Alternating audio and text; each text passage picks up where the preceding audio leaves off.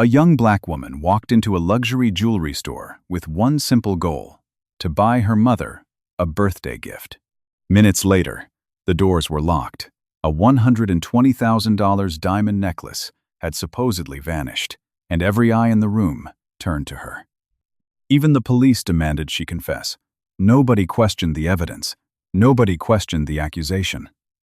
Then an elderly man in faded camouflage stepped forward, a retired Navy SEAL with a German Shepherd at his side. They saw something everyone else had missed. Before we continue, tell us where you're watching from, subscribe, and stay until the end, because this true test of courage, justice, and faith will leave you speechless. The late afternoon sky over Seattle shimmered beneath a blanket of silver clouds as soft rain polished the downtown streets into mirrors of glass and light. Weekends always transformed the luxury district into a carefully choreographed performance. Expensive cars rolled silently to the curb. Valets greeted familiar faces with practiced smiles. Elegant shoppers drifted from one boutique to another carrying glossy bags whose contents often cost more than many people earned in months. Everything about the neighborhood suggested certainty, privilege, and comfort. Yet beneath the polished marble floors and sparkling display windows, judgments were often made long before a single word was spoken. Maya Johnson had never been interested in luxury for its own sake. At 28, she had built a life that many people assumed would have been impossible for someone who had started with so little. She worked as a senior software engineer for a growing cybersecurity company in Seattle, spending long hours designing systems that protected hospitals and financial institutions from digital attacks. Her colleagues respected her because she solved problems that left others frustrated, and because she rarely sought attention for her achievements. Intelligence had become her quiet language, while patience had become her strongest defense. She stood a little over 5'7", with warm brown skin that glowed naturally beneath the gray afternoon light. Her dark curls were gathered into a neat low bun after a demanding workday, and a few loose strands framed a face marked more by kindness than confidence. She possessed expressive brown eyes that revealed every emotion she tried to hide, though years of navigating subtle prejudice had taught her to keep her expression composed, even when her heart was racing.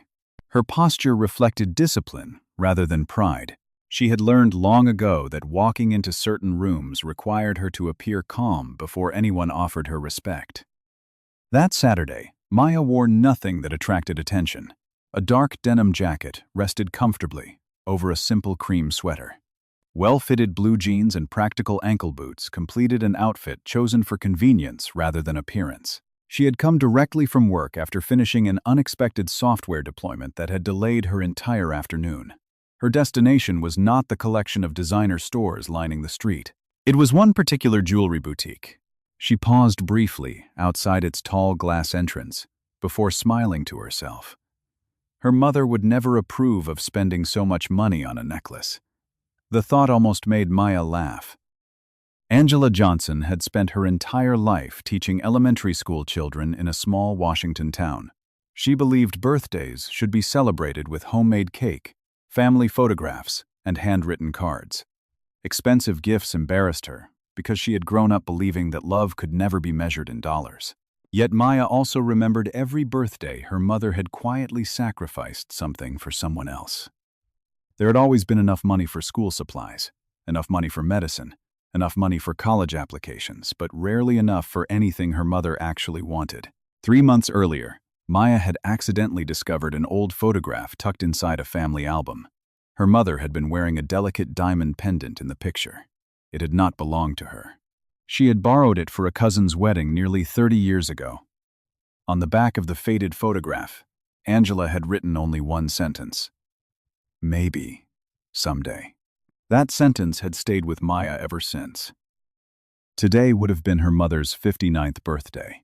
For the first time in her adult life, Maya finally earned enough to make that forgotten wish come true.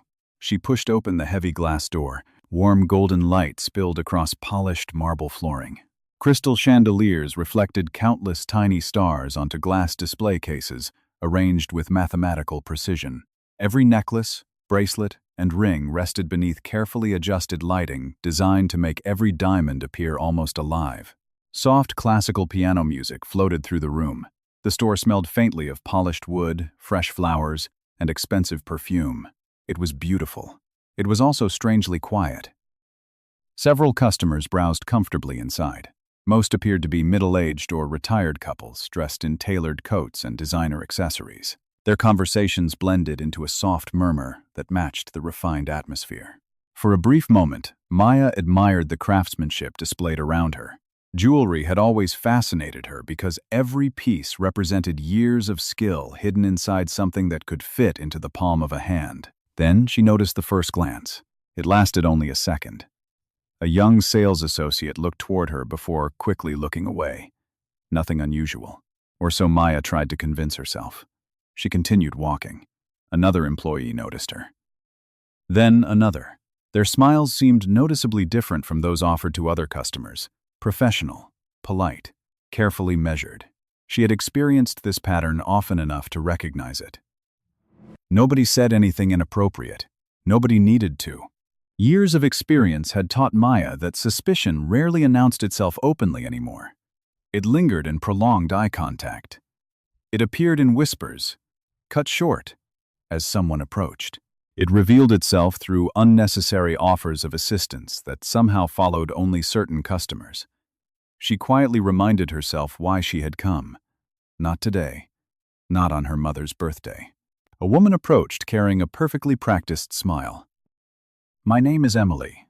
Please let me know if I can help you with anything." Emily appeared to be in her early 30s with neatly styled blonde hair gathered into an elegant twist behind her head. Her navy business suit fit perfectly, projecting professionalism without warmth. Her posture remained impeccable, yet there was something mechanical about her smile, as though years of luxury retail had taught her to separate friendliness from genuine interest. "I'm looking for a diamond necklace," Maya answered pleasantly. "Something elegant, but not overly flashy." "Certainly," Emily nodded. "This way." She guided Maya toward a display featuring several carefully arranged necklaces, ranging from modest solitaire pendants to elaborate diamond designs that sparkled beneath focused lighting. As Maya leaned closer to examine them, she couldn't help imagining her mother's face. Not surprise. Gratitude. Her mother always smiled with her eyes before her mouth. Maya reached for one pendant after Emily unlocked the display. The diamonds were smaller than she'd expected, yet the craftsmanship reminded her of the photograph. "This one's beautiful." Maya whispered almost to herself. "It has been one of our more popular designs," Emily replied. Maya studied it carefully. "This actually reminds me of someone." Emily smiled politely. "I'll let you take your time." She stepped away, or appeared to. Out of the corner of her eye, Maya noticed Emily stop several feet away and quietly exchange a glance with another employee standing near the register. The second employee looked toward Maya, then nodded almost imperceptibly. Maya looked back at the necklace. Maybe she was imagining things. She had promised herself years ago not to assume the worst about every awkward interaction. Still, something felt slightly wrong. Across the showroom, another figure observed the exchange with far greater attention. John Carter stood near the rear security office, examining architectural diagrams displayed on a digital tablet. At 72 years old, he remained remarkably straight-backed, despite decades of military service that should have left him broken. His weathered face carried sharp, masculine angles softened only by experience rather than age. A neatly trimmed salt and pepper crew cut-framed piercing blue eyes that missed very little, while a short boxed beard emphasized the disciplined features that had once commanded elite special operations teams around the world. He wore a woodland camouflage field jacket with matching trousers, black tactical-style boots worn smooth from years of use, and a black nylon web belt. Nothing about his clothing suggested wealth, despite the expensive surroundings. Everything about him suggested quiet capability. Most people who met John for the first time assumed he was simply another retired veteran. Very few knew he had once commanded Navy SEAL teams through operations that remained classified decades later. Even fewer understood why one of the country's largest luxury retail corporations now hired him as an independent consultant. John possessed an unusual reputation. He never evaluated only cameras. He evaluated people. Technology rarely failed first. Human judgment did. Beside him sat Max. The 9-year-old German Shepherd rested calmly without a leash, his powerful black and tan frame perfectly still against the polished floor. Time had added silver hairs around his muzzle, but had not diminished the alert intelligence shining from his amber eyes. His thick coat remained impeccably groomed despite retirement, and a worn brown leather collar circled his broad neck, the only reminder that he no longer wore military working equipment. Years earlier, Max had served alongside John during dangerous overseas missions where hesitation often meant death. Retirement had not erased thousands of hours of specialized training. He remained extraordinarily sensitive to changes in body language, unusual movement, and emotional tension. Unlike many retired working dogs who gradually slowed with age, Max seemed to have replaced physical speed with sharper observation. John scratched gently behind Max's ears while reviewing another section of the security report. "This blind spot needs another camera," he murmured quietly. Max remained still. Then one ear lifted. Not toward the security monitors, toward the showroom. John looked up instinctively. Max rarely reacted without reason. His eyes followed the dog's line of sight until he noticed Maya standing alone at the jewelry display while 2 employees watched her from different positions. It was subtle, too subtle for most people. But after an entire career built upon recognizing danger before others noticed it, John immediately recognized a familiar pattern. Not evidence, preparation. He lowered the tablet slightly. Max continued staring without making a sound. Across the showroom, the store manager emerged from a private office. He never looked first at the jewelry. He looked directly at Maya. The manager's appearance matched the store around him, expensive, polished, and carefully controlled. He was a man in his mid-50s with neatly combed silver hair, an immaculate charcoal suit, and a smile so restrained that it never reached his pale blue eyes. His name tag identified him as Richard Collins. Years of supervising one of Seattle's most prestigious jewelry boutiques had taught him how to project confidence before speaking a single word. Customers usually described him as refined and attentive. Employees knew another side of him. He demanded perfection, tolerated no mistakes, and expected absolute obedience from everyone beneath him. Richard did not approach Maya immediately. Instead, he quietly observed. His eyes moved from her hands to her jacket, then to her handbag, lingering just a little longer than courtesy allowed. He exchanged another silent glance with Emily before walking toward the central display case. Anyone unfamiliar with the store would have assumed he was simply checking on his staff. John, however, noticed that neither of them spoke. They communicated through eye contact alone, as though this routine had been rehearsed many times before. Max's ears tilted forward again. The old German Shepherd never growled. He simply watched. John followed the dog's attention with calm curiosity. Throughout his military career, Max had detected hidden explosives, concealed enemies, and frightened civilians long before other soldiers recognized danger. Retirement had not changed the instinct that made him extraordinary. Whenever Max became interested in a particular situation, without obvious cause, John had learned to trust him. Inside the showroom, Maya remained unaware that multiple pairs of eyes were following her every movement. She carefully compared 2 necklaces before asking if she could see the second design more closely. "Of course," Emily replied, with flawless professionalism. She unlocked another display and placed the necklace onto a velvet tray. Maya lifted it gently, admiring the delicate craftsmanship. She imagined her mother opening the gift box, shaking her head in disbelief before insisting it must have cost too much. Maya smiled softly at the image forming inside her mind. For a few peaceful seconds, the boutique disappeared. She was simply a daughter, hoping to thank the woman who had quietly sacrificed nearly everything to give her a better future. That peaceful feeling lasted only a moment. When Maya returned the necklace to the tray, she noticed another employee standing several feet behind her. He pretended to rearrange a nearby display. Yet every few seconds he glanced toward her reflection in the glass. A familiar knot tightened inside her chest. "Not again," She had experienced moments like this since she was a teenager. Department stores, grocery stores, airport gift shops. Most incidents ended with uncomfortable silence rather than open confrontation. She had learned to ignore suspicious looks because challenging every one of them would have consumed her entire life. Still, this felt different. The attention surrounding her seemed coordinated. She slowly inhaled, reminding herself that assumptions could become their own trap. Maybe they were simply being cautious because of the value of the merchandise. Maybe she was overthinking. Across the room, Richard quietly approached Emily.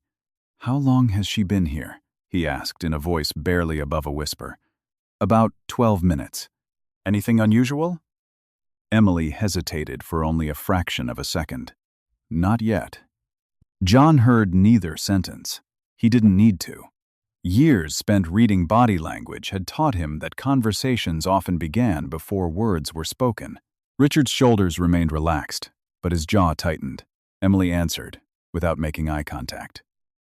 The exchange lasted barely 5 seconds before both separated, as if nothing had happened. John's instincts stirred. He wasn't investigating a crime. He was conducting an independent security assessment commissioned by the corporation that owned dozens of luxury jewelry stores across the country. His assignment focused on surveillance systems, emergency procedures, employee access controls, and evidence preservation protocols. Most visits were uneventful. He documented weak camera angles, recommended software upgrades, and moved on to the next location. Today already felt different. He lowered his tablet. Instead of studying camera placements, he began studying people. Max quietly rose to his feet beside him. Not tense. Ready. John rested one hand gently against the dog's shoulder. Easy, partner. Max remained silent, his amber eyes never leaving the showroom floor. Maya finally made her decision. "I'd like this one," she said, pointing toward the pendant that reminded her of her mother's old photograph. Emily smiled. "Excellent choice." As she carried the necklace toward the counter for final paperwork, Maya reached into her handbag to retrieve her wallet. Nothing unusual happened. No alarm sounded. No employee reacted. Everything appeared perfectly ordinary. Richard disappeared briefly into the back office. Another sales associate entered the showroom from a staff hallway. A customer laughed softly while trying on an engagement ring. The pianist recording continued flowing through hidden speakers. For almost 2 full minutes, the atmosphere returned to complete normality. Then, everything changed. Richard emerged from the office with hurried steps, his expression transformed by visible alarm. "Ladies and gentlemen," he announced loudly enough for everyone inside the boutique to hear, "I'm afraid we have a serious problem." Every conversation stopped. Every customer looked toward him. Richard's breathing appeared hurried, though his words remained remarkably clear. "A diamond necklace from our premier collection is missing." The silence became immediate. No one moved. No one spoke. Richard looked toward one employee. "Lock every entrance." Within seconds, electronic security doors slid shut with a muted mechanical sound. The quiet elegance of the boutique instantly became something else. Not a store, a sealed room. Confused customers exchanged uncertain glances. An older gentleman frowned. "Surely there's been some mistake." "I hope so," Richard answered gravely. "Unfortunately, until we locate the missing item, no one may leave." Maya felt her heartbeat quicken. She looked around with everyone else, expecting employees to begin checking inventory or reviewing security footage. Instead, Richard slowly turned. His eyes settled directly on her. He did not examine the other customers. He did not ask whether anyone had witnessed anything. He did not request that the surveillance recordings be reviewed. He simply looked at Maya. Then he pointed. "I'm sorry," he said with chilling certainty, "but we have reason to believe you took the necklace." For a heartbeat, Maya honestly thought she had misunderstood. "I'm sorry?" "You were handling valuable merchandise, moments before the item disappeared. I never touched anything except the necklace your employee handed me." Several customers instinctively stepped farther away from her. One elderly woman, quietly pulled her handbag closer. Another man shook his head with visible disappointment before a single piece of evidence had been mentioned. The room had already begun deciding. Maya looked from one face to another, searching for someone willing to question what had just happened. No one did.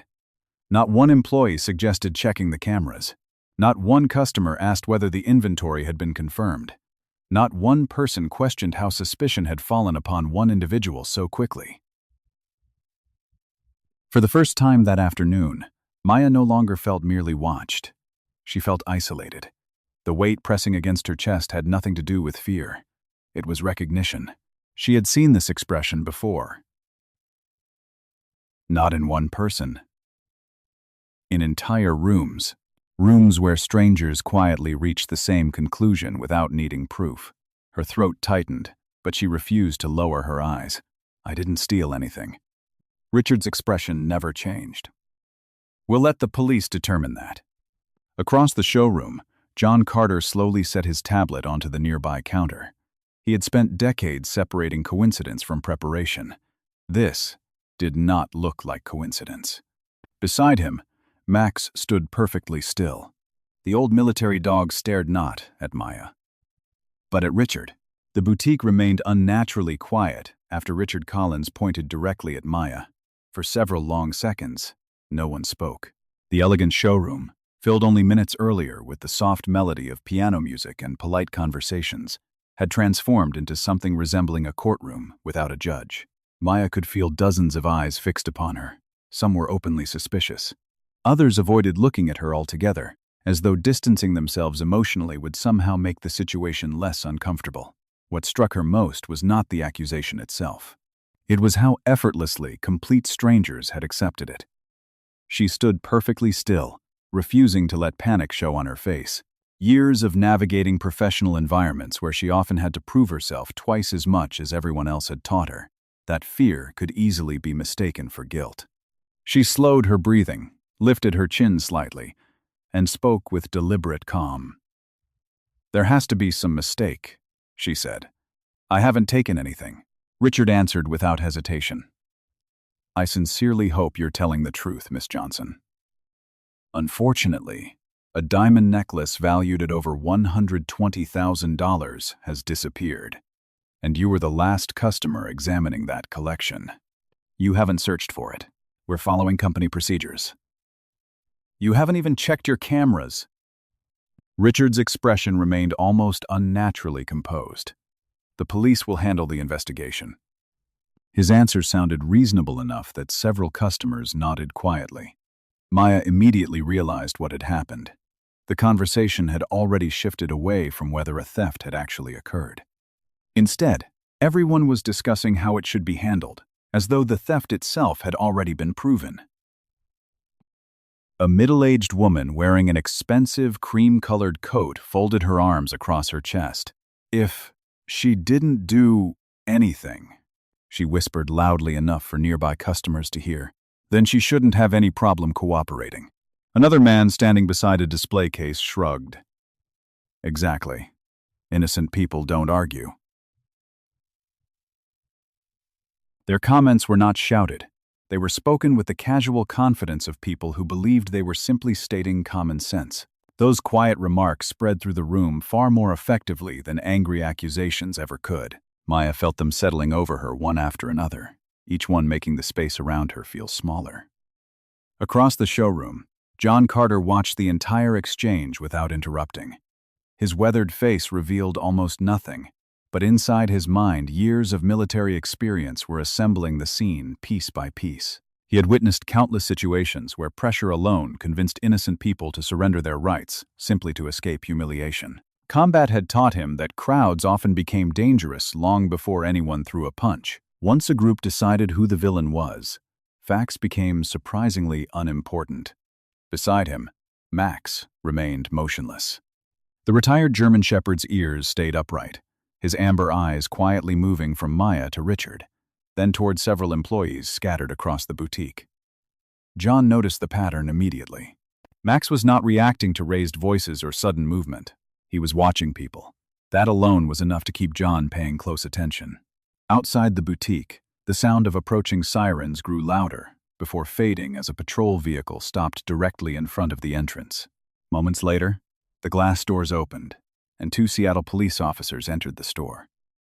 The first officer was Daniel Brooks, a man in his early 40s with broad shoulders, neatly trimmed brown hair, and calm gray eyes that instinctively surveyed the entire room before focusing on any individual. Years of patrol duty had given him the habit of observing first and speaking second.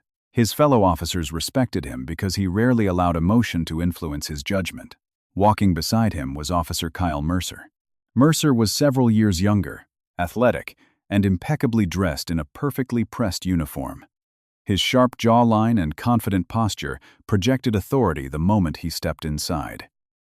At first glance, he appeared disciplined and decisive, qualities many citizens admired in a police officer. Yet beneath that confidence lay another reputation, one not reflected in official evaluations. Mercer believed his instincts were almost always correct. He disliked lengthy investigations, viewed hesitation as weakness, and often formed opinions about people within seconds of meeting them. Daniel approached Richard first. "I'm Officer Brooks," he said evenly. "Tell me what happened." Richard repeated the story almost exactly as he had told the customers. He explained that an expensive diamond necklace had disappeared shortly after Maya examined the display, and that she was the last customer standing near the collection before the loss was discovered. Daniel listened carefully without interrupting. Mercer, however, barely looked at Richard. His attention settled immediately on Maya. She noticed it at once. It was a look she recognized from childhood, from shopping malls, from airports, from moments she had hoped were becoming less common with every passing year. It was not curiosity, it was conclusion. Mercer slowly walked toward her. "You," he said firmly, "step away from the counter." Maya complied without protest. "I've already told the manager I didn't steal anything." Mercer stopped several feet away. "That's not what I asked." Daniel glanced toward his partner. "Kyle, let's hear everyone first." Mercer ignored the suggestion. He continued studying Maya from head to toe before letting his gaze settle briefly on her handbag. "Where's the necklace?" "I don't know." "Try again." "I don't know, because I never took it." The conversation had barely begun, yet Maya already sensed the direction it was heading. Mercer was not asking questions to gather information. He was asking questions that assumed there was only one possible answer. She folded her hands calmly in front of her body. "I want to cooperate," she said, "but I'm also asking that this investigation be conducted properly." Mercer's expression hardened. "So, now you're going to tell us how to do police work?" "No," Maya answered steadily. "I'm asking to be treated like an innocent person until someone proves otherwise." A faint, almost mocking smile crossed Mercer's face. Around them, several customers exchanged approving glances, believing the officer had already taken control of the situation. John Carter watched silently. He had seen that smile before, years ago. In places where authority had forgotten the difference between confidence and certainty, Officer Kyle Mercer took another slow step toward Maya, deliberately reducing the distance between them. The movement itself was not aggressive enough to justify alarm, yet it carried a quiet pressure that everyone in the room could feel. His shoulders remained squared, his chin slightly raised, and his eyes never left Maya's face, as though he expected guilt to reveal itself if he stared long enough. "You say you want this handled properly," Mercer said. "Then make things easy for yourself. Tell us where you hid the necklace." Maya met his gaze without flinching. "I've told you the truth. I don't think you have. I came here to buy a birthday gift for my mother." "That's a nice story." "It isn't a story." Mercer gave a dismissive shrug. "In my experience, everyone says they're innocent until the evidence catches up." The words landed heavily inside the boutique. Several customers nodded almost instinctively. Others remained silent, unwilling to question a uniformed officer. Maya noticed their reactions, one by one. She searched for a single face showing doubt, compassion, or simple fairness. Instead, she found people avoiding her eyes, as if acknowledging her humanity might require them to challenge the conclusion already forming inside their own minds. Daniel Brooks finally stepped closer. "Kyle," he said in a controlled voice, "we've only been here a few minutes." Mercer answered without looking at him. "I know exactly what I'm seeing." Daniel lowered his voice. "No, you know what you think you're seeing." Mercer ignored the comment and focused entirely on Maya again. "Do you consent to a search of your bag?" Maya hesitated briefly. "I'll cooperate with any lawful search, but I'd also like legal counsel before answering further questions." "Aye." The atmosphere shifted instantly. The request was calm, respectful, and entirely within her rights. Mercer reacted as though she had insulted him. "So now you need a lawyer?" "I know my rights." "No," Mercer replied sharply. "You're refusing to cooperate." "I never said that. You refuse to answer." "I answered every question you've asked. I asked where the necklace was. I can't tell you where something is if I never took it." A brief silence followed. Daniel watched the exchange with growing concern. He had responded to enough investigations over the years to recognize when an interview stopped being an attempt to discover facts and became an attempt to force a confession. He opened his mouth to speak, but Mercer acted first. "You people always make everything difficult." The words escaped before he seemed to realize he had spoken them aloud. For a fraction of a second, the boutique became completely silent. Maya felt the sentence strike her with unexpected force. Not because it surprised her, because it confirmed exactly what she had feared from the moment Mercer entered the store. She took a slow breath before answering. "What do you mean? You people?" Mercer did not answer.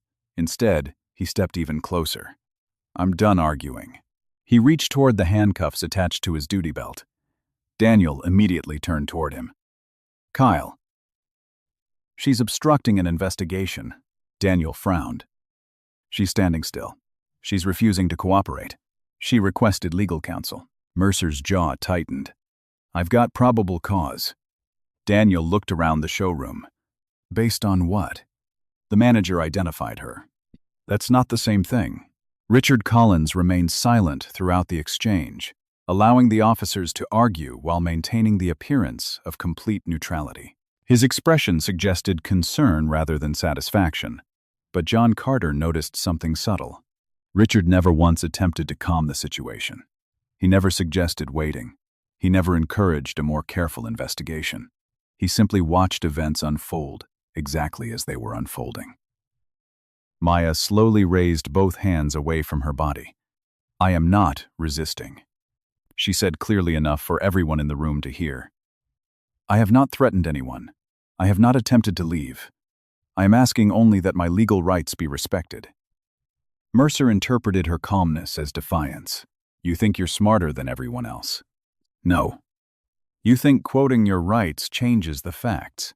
There are no facts yet." That sentence seemed to ignite something inside him. Mercer grabbed Maya firmly by the wrist. She instinctively stepped backward to regain her balance. "I said, don't touch me like that unless I'm under arrest." "There," Mercer snapped loudly. "Now you're resisting." "I'm trying to keep my balance." "Stop resisting." "I am not resisting." Several customers immediately began speaking over one another. "She's fighting the officer." "I knew this would happen. Just arrest her already." Not one of them had actually seen Maya strike, shove, or threaten anyone. The assumptions spread faster than reality. Daniel moved forward immediately. "Kyle, let go of her." Mercer ignored him. Instead, he reached for his handcuffs while tightening his grip on Maya's arm. When she instinctively pulled her shoulder away from the painful pressure, Mercer took another step forward. "Assaulting an officer won't help your situation." "I didn't assault you." "You pulled away." "Because you hurt me." Mercer's free hand moved toward the expandable baton secured on his duty belt. The motion lasted barely a second. It was enough. A deep, powerful growl rolled through the boutique. Every head turned. Max stood between John Carter and the unfolding confrontation, his muscular body perfectly balanced, ears forward, amber eyes locked on Mercer. The retired military dog did not lunge. He did not bark wildly. The low warning rumbling from his chest carried the unmistakable message of a highly trained working dog, recognizing that a situation was seconds away from becoming dangerous. The sudden sound froze the room. Mercer instinctively shifted his attention toward the dog. What the? Before another word left his mouth, calm footsteps echoed across the polished marble floor.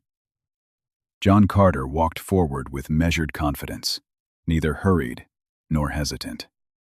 His weathered face remained composed, and his steady blue eyes moved first to Maya's restrained wrist, then to Mercer's hand resting near the baton, and finally to Daniel Brooks. He stopped directly between Maya and Officer Mercer. Without raising his voice, without showing anger, and without displaying the slightest hint of fear, John spoke a single sentence that immediately changed the atmosphere inside the boutique. "Officer, before anyone is handcuffed or this investigation goes any further, every potential piece of evidence in this store must be preserved exactly where it is." For several long seconds, no one in the boutique moved. John Carter's calm voice had interrupted the confrontation so completely that even Officer Kyle Mercer instinctively loosened his grip on Maya's wrist. The retired Navy SEAL neither raised his voice nor challenged the officer's authority. Instead, he stood with the quiet confidence of a man who had spent an entire lifetime making decisions under pressure. His posture remained relaxed, his weathered face unreadable. Yet there was something about him that subtly changed the atmosphere. People who had ignored Maya only moments earlier now found themselves looking at the elderly man instead. Officer Mercer frowned. "And who exactly are you?"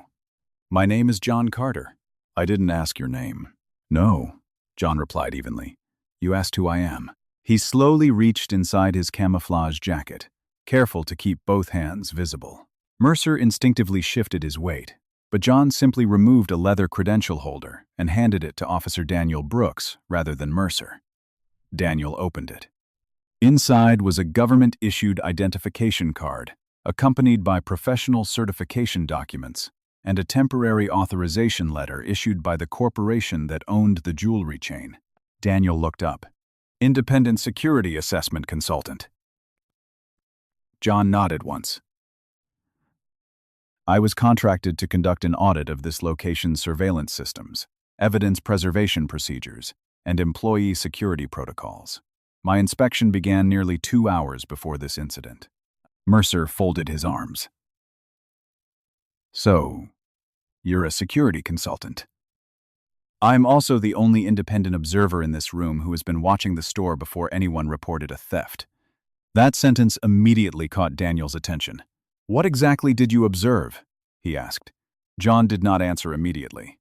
Years in military command had taught him that every unnecessary word created another opportunity for misunderstanding. He carefully replayed the afternoon inside his mind, separating confirmed facts from instinct. "I observed Miss Johnson enter the store peacefully. I observed employees begin watching her almost immediately. I observed repeated nonverbal communication between staff members before any missing jewelry was reported. Finally, I observed Mr.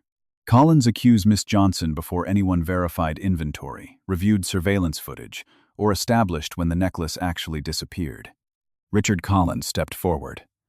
"Mr. Carter, with respect, you're drawing conclusions." John turned toward him. "No." His answer remained perfectly calm. "I'm describing chronology." The distinction mattered. Chronology could be verified. Conclusions could not. Daniel quietly closed the credential wallet before returning it to John. "Mr. Carter, are you saying you witnessed the theft?" "No." "Did you see anyone steal the necklace?" "No."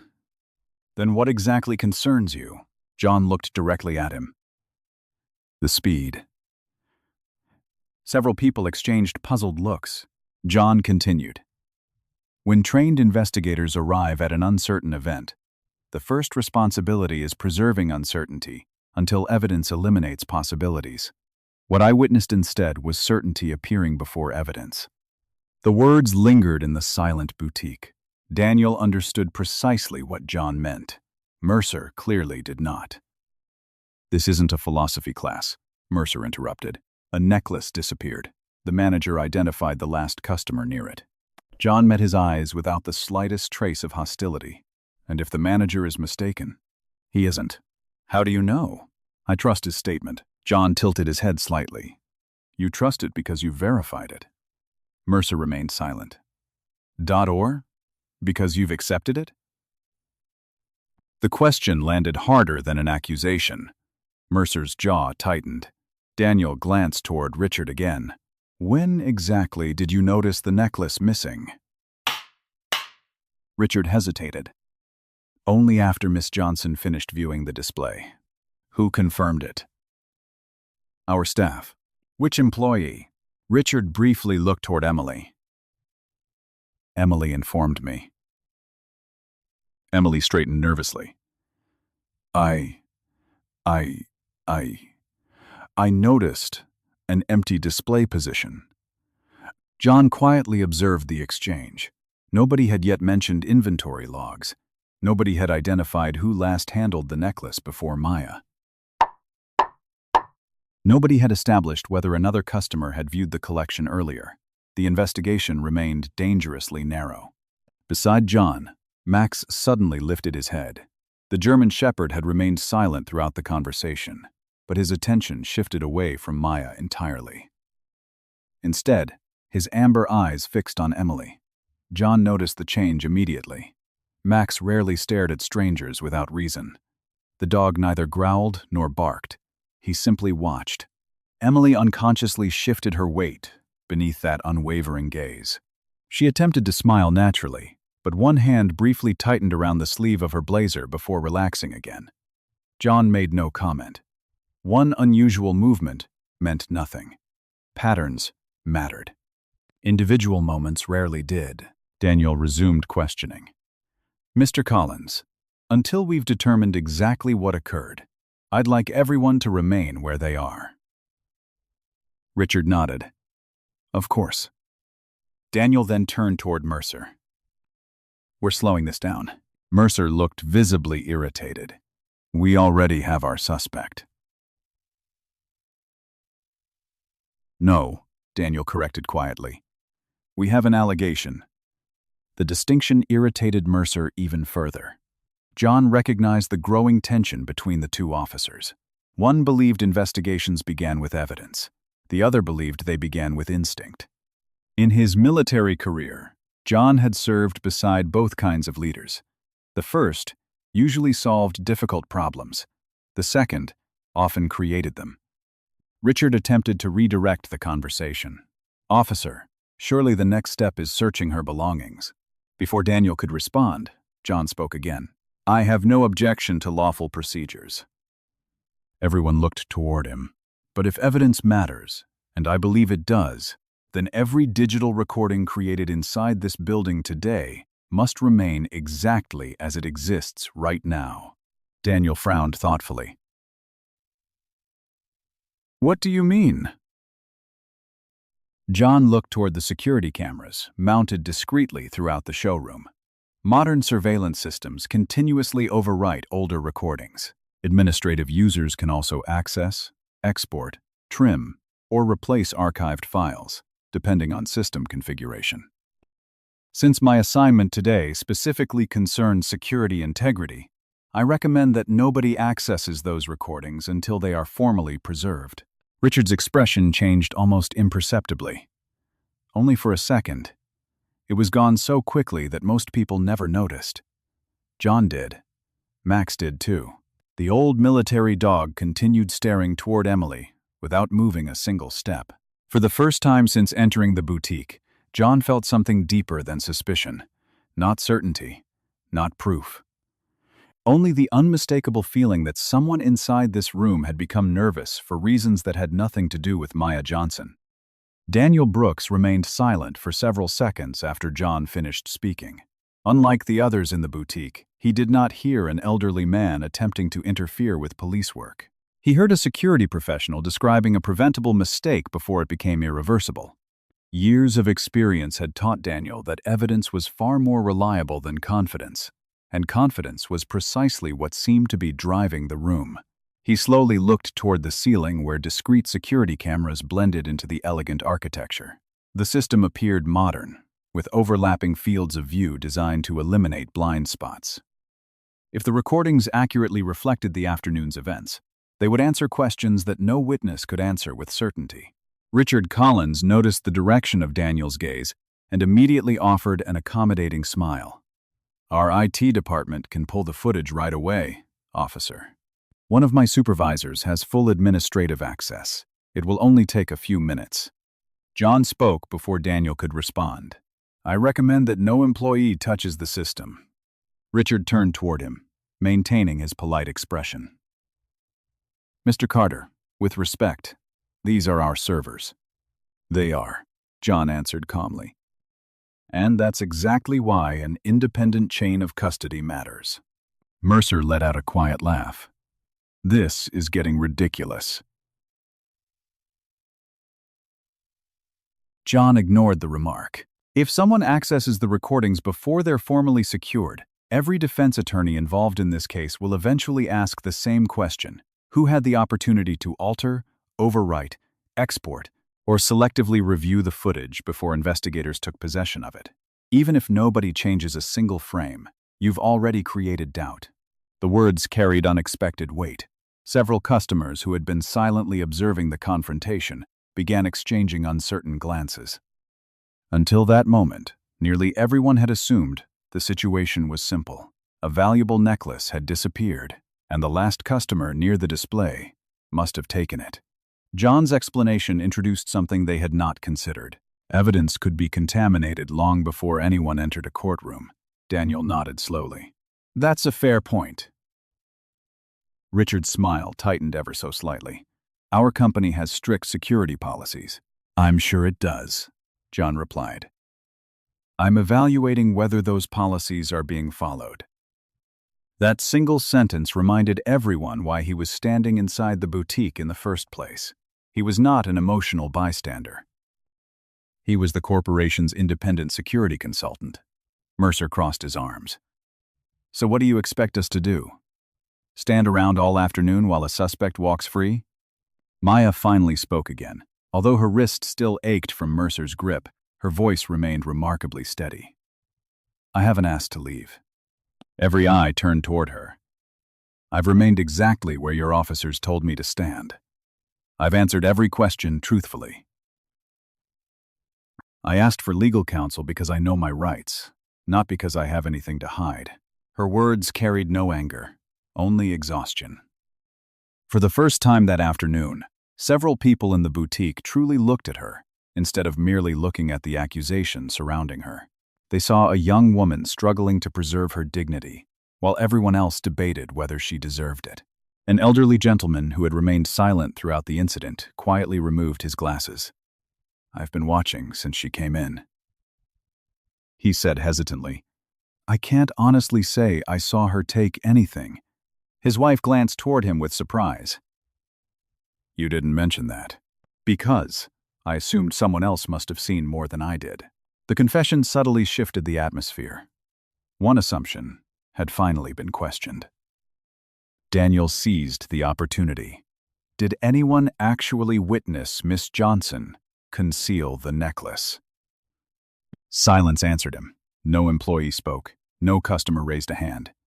Richard cleared his throat. No one physically saw her hide it. Daniel continued. Did anyone see the necklace after Miss Johnson finished examining the display? Again, nobody answered immediately. Emily lowered her eyes for a brief moment before speaking. I noticed the space was empty when I returned. John observed her carefully. The answer was technically responsive. It was also noticeably narrower than the question Daniel had asked. She had not said she saw the necklace disappear. She had not said she last saw it in the display. She had simply stated when she noticed an empty space. John silently stored the distinction away. Mercer appeared increasingly frustrated. This is going nowhere. He stepped toward Daniel and lowered his voice, though not enough to prevent John from hearing. We're wasting valuable time. Daniel replied just as quietly. No, we're preventing mistakes. Mercer looked toward Maya again. I still believe she's responsible. Belief isn't evidence, Daniel answered. The brief exchange ended as another sound interrupted the room.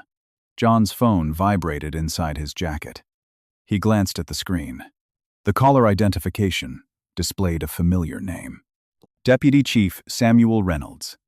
Samuel Reynolds was 64 years old, tall and broad-shouldered, despite retirement from tactical operations years earlier.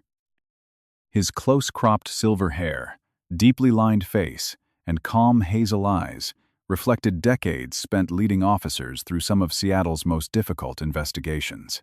John had first met Samuel more than 30 years earlier during a multi-agency counterterrorism exercise. The two men had remained trusted friends ever since, bound less by shared careers than by a shared belief that authority existed to protect the innocent rather than intimidate them. John declined the call. Not because it lacked importance, because the conversation unfolding inside the boutique mattered first. He slipped the phone back into his pocket. If the situation deteriorated further, he knew exactly whom he would contact. For now, there was still an opportunity for local officers to correct the course themselves. Daniel looked around the showroom one final time before making his decision. No one leaves this boutique until we establish a proper chain of evidence. No employee is to access the surveillance system, move inventory, or alter any records. Officer Mercer, remain here with the scene. Mercer looked ready to object. Before he could speak, John met Daniel's eyes. Thank you. Daniel gave a slight nod. I have a feeling this investigation has only just begun. John followed Max's line of sight one more time. The retired military dog had not looked away from Emily for several minutes. She appeared calm. She sounded professional. Yet beneath the polished composure, one barely visible tremor passed through the fingers clasped tightly in front of her blazer. John had spent a lifetime trusting evidence over instinct, but he had also spent a lifetime trusting Max. For the first time that afternoon, both were beginning to point in the same direction. The atmosphere inside the boutique changed in subtle but unmistakable ways after Officer Daniel Brooks ordered that no one touch the surveillance system. The certainty that had filled the room only minutes earlier slowly gave way to uneasiness. Customers who had confidently assumed Maya's guilt now exchanged uncertain glances. For the first time, the possibility that they might have judged an innocent woman too quickly settled uncomfortably into their thoughts. Richard Collins understood that shift immediately. Years of managing luxury stores had taught him that perception could be more valuable than facts. His greatest strength had never been selling jewelry, but controlling narratives. If customers believed the boutique was trustworthy, they rarely questioned anything else. Now, however, the story was slipping beyond his control. He maintained the same polished smile, yet beneath the composed exterior, his mind raced through possibilities, calculating what could still be contained and what might already be lost. John Carter noticed every subtle change in Richard's demeanor. He had spent decades evaluating security failures, and one lesson had remained constant throughout his career. Innocent people usually worried about discovering the truth, while guilty people worried about controlling it. Richard had not once expressed curiosity about how the necklace disappeared. His concern centered entirely on managing the response. Max remained unusually focused. The retired German shepherd stood quietly beside John's leg. His posture relaxed enough that no ordinary observer would consider him agitated. Yet his amber eyes never drifted randomly around the showroom. They returned again and again to Emily. Emily Parker, the sales associate who had first assisted Maya, suddenly became acutely aware of the dog's attention. She was 32 years old, slim, meticulously dressed, and known among coworkers for her flawless customer service. Her blonde hair remained perfectly arranged, despite the tension filling the boutique, but her breathing had become slightly shallower than before. She repeatedly folded and unfolded her hands, a movement so slight that most people overlooked it. John did not. Military working dogs were trained to notice changes in human behavior that escaped ordinary perception. Max had spent years identifying fear, concealed intent, and abnormal stress during high-risk operations. John knew better than to interpret the dog's behavior as proof of anything. It was simply another observation, waiting to be tested against evidence. Officer Daniel Brooks addressed the employees. Before anyone says another word, I want each member of the staff to remain exactly where they are. Nobody enters the stockroom, Nobody accesses a computer, and nobody handles merchandise until we're finished documenting the scene. Every employee nodded. Richard answered first. You have our full cooperation. His response came quickly. Too quickly. John quietly filed away another observation. Daniel turned toward John. You mentioned this building has a surveillance backup. It does, John answered. During my inspection this morning, I verified that the corporation recently upgraded these locations with a redundant recording system. The primary recorder is accessible through the manager's office. The backup recorder is stored separately inside a locked communications cabinet to protect recordings if the primary system fails. Richard's expression froze for barely half a second. You've been inside the communications room? John nodded. As part of my audit. No one else seemed to appreciate the importance of that exchange. John did. If the backup system functioned properly, comparing both recording sources would make selective editing far more difficult. Daniel looked toward Richard. I'll need access to both systems. Richard forced another polite smile. Of course. As everyone waited, Emily unconsciously shifted her weight again. Her eyes briefly flickered toward the rear hallway leading to the staff-only area, before immediately returning to Daniel. The movement lasted less than a second, Max noticed. So did John. He said nothing. Instead, he quietly asked Daniel, Officer, before anyone retrieves the recordings, may I ask one question? Daniel nodded. Go ahead. John turned toward Emily. When you realized the necklace was missing, where exactly were you standing? Emily blinked. I had walked over to assist another customer. Approximately how far away? Maybe 15 feet. And from that distance you immediately recognized one specific necklace was gone? Emily hesitated. It was an important display. John remained courteous. Were all the display positions occupied when you first unlocked the case for Miss Johnson? Emily opened her mouth, then stopped. I believe so. You believe so? I didn't count every item. John inclined his head. That's understandable. His tone remained so respectful that Emily relaxed slightly, believing the uncomfortable questions had ended. Instead, John asked another. Who was the last employee to handle the necklace before Miss Johnson examined it? Silence followed. Emily searched her memory. I'm not completely sure. Richard stepped forward. Mr. Carter, my employees have been under tremendous stress. I'm aware. I don't think this line of questioning is productive. John looked at him calmly. On the contrary, establishing the chain of possession is one of the most productive questions in any missing property investigation. Daniel nodded in agreement. It is. Richard immediately fell silent. The conversation had exposed something important. Nobody in the boutique, not even the employees responsible for the jewelry, could identify who had last physically handled the missing necklace before Maya arrived. That absence of certainty mattered. Daniel wrote several notes inside his notebook before speaking again. We'll verify every movement after we secure the recordings.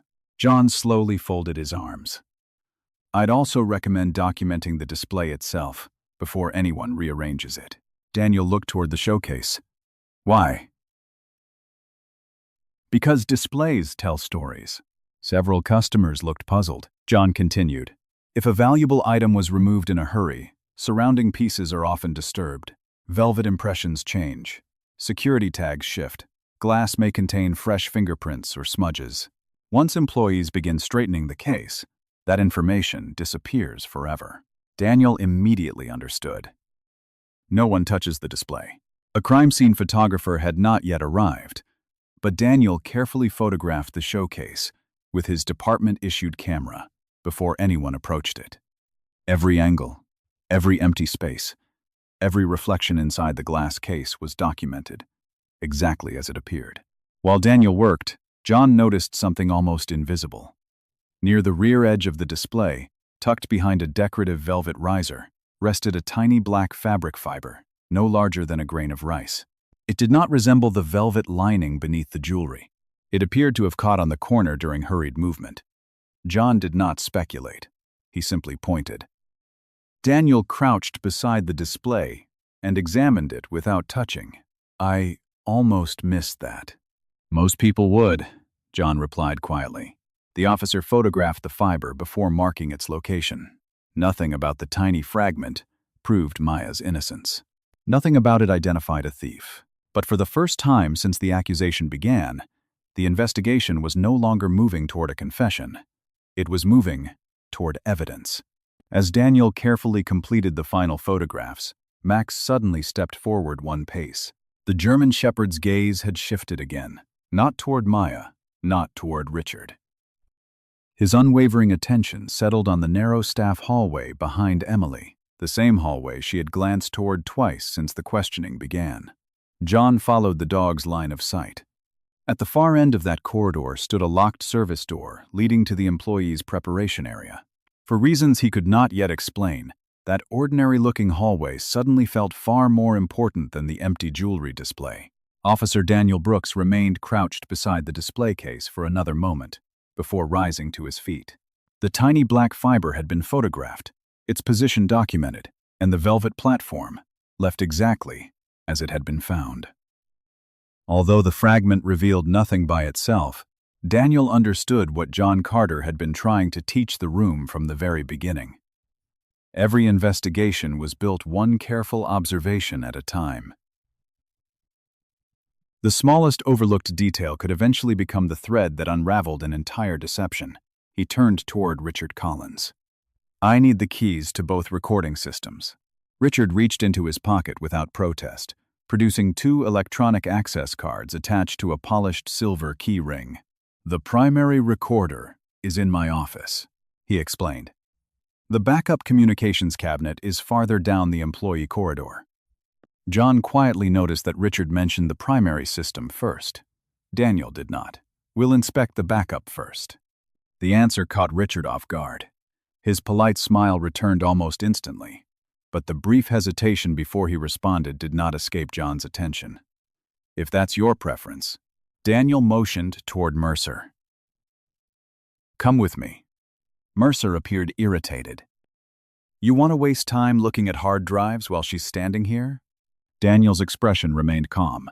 "If she's guilty, the evidence will still be there.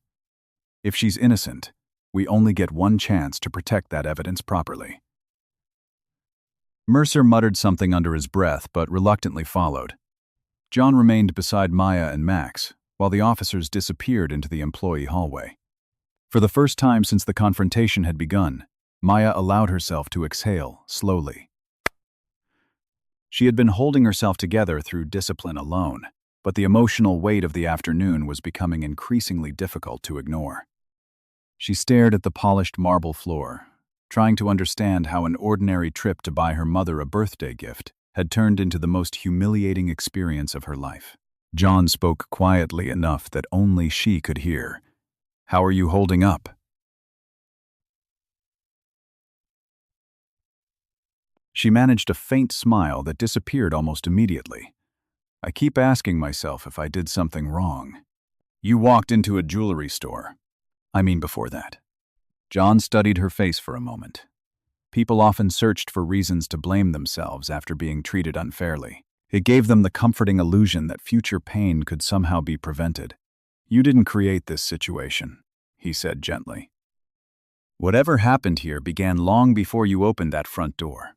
His words did not erase her fear, but they eased the burden she had silently placed upon herself. Several minutes later, Daniel's voice echoed faintly from the hallway. "Mr. Collins, would you come here, please?"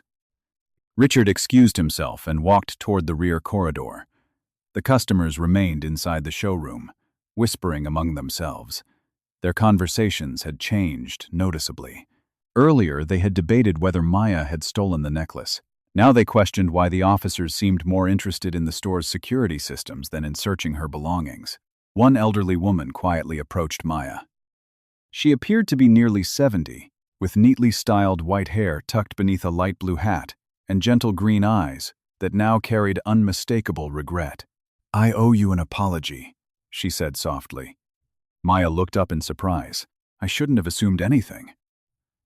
Maya hesitated before answering. "Thank you." The woman lowered her eyes. "I lost my husband many years ago because people believed rumors before they believed evidence. I promised myself I would never make that mistake." She returned to her husband without another word. Maya watched her leave, realizing that not everyone in the room had chosen to remain silent forever. Moments later, Daniel and Mercer returned from the employee hallway, followed closely by Richard. Daniel carried a small evidence storage case containing the removable backup recording drives. The devices had been sealed inside transparent evidence bags, each labeled with the date, time, and location, before anyone attempted to review the recordings. John nodded with quiet approval. Daniel had done exactly what a careful investigator should do. "We'll review these under proper documentation," Daniel announced. "No employee has accessed either recording system." Close. Richard forced another reassuring smile. "Then the footage will clear everything up." John looked at him. "I hope it does." Daniel then addressed one of the uniformed officers who had just arrived to assist with scene security. The new arrival was Officer Lisa Hernandez, a patrol officer in her early 30s, with dark hair pulled into a practical bun and thoughtful brown eyes. Though she had only 7 years of experience, she had earned a reputation for meticulous documentation rather than dramatic arrests. Her supervisors often assigned her to scenes requiring careful evidence handling because she preferred accuracy over speed. "Officer Hernandez," Daniel said, "I need the display photographed again after we remove the glass panels. Don't touch anything unless I instruct you." "Understood." Working slowly, Lisa photographed every angle before carefully lifting the display cover. As the glass panel came away, everyone leaned forward, almost instinctively. The velvet platform beneath the missing necklace appeared undisturbed at first glance. Then John noticed something. Near the rear corner of the compartment was an almost invisible gap between the velvet insert and the polished wooden frame beneath it. "It wasn't installed perfectly," Lisa observed. John knelt several feet away without touching the display. "May I ask you to shine your flashlight into that opening?" Lisa directed a narrow beam of light into the gap. A faint metallic reflection appeared for only an instant.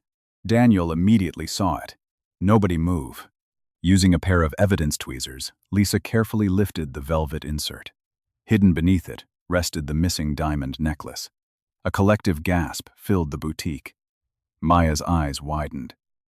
Richard's face drained of color. Mercer's confident expression disappeared completely.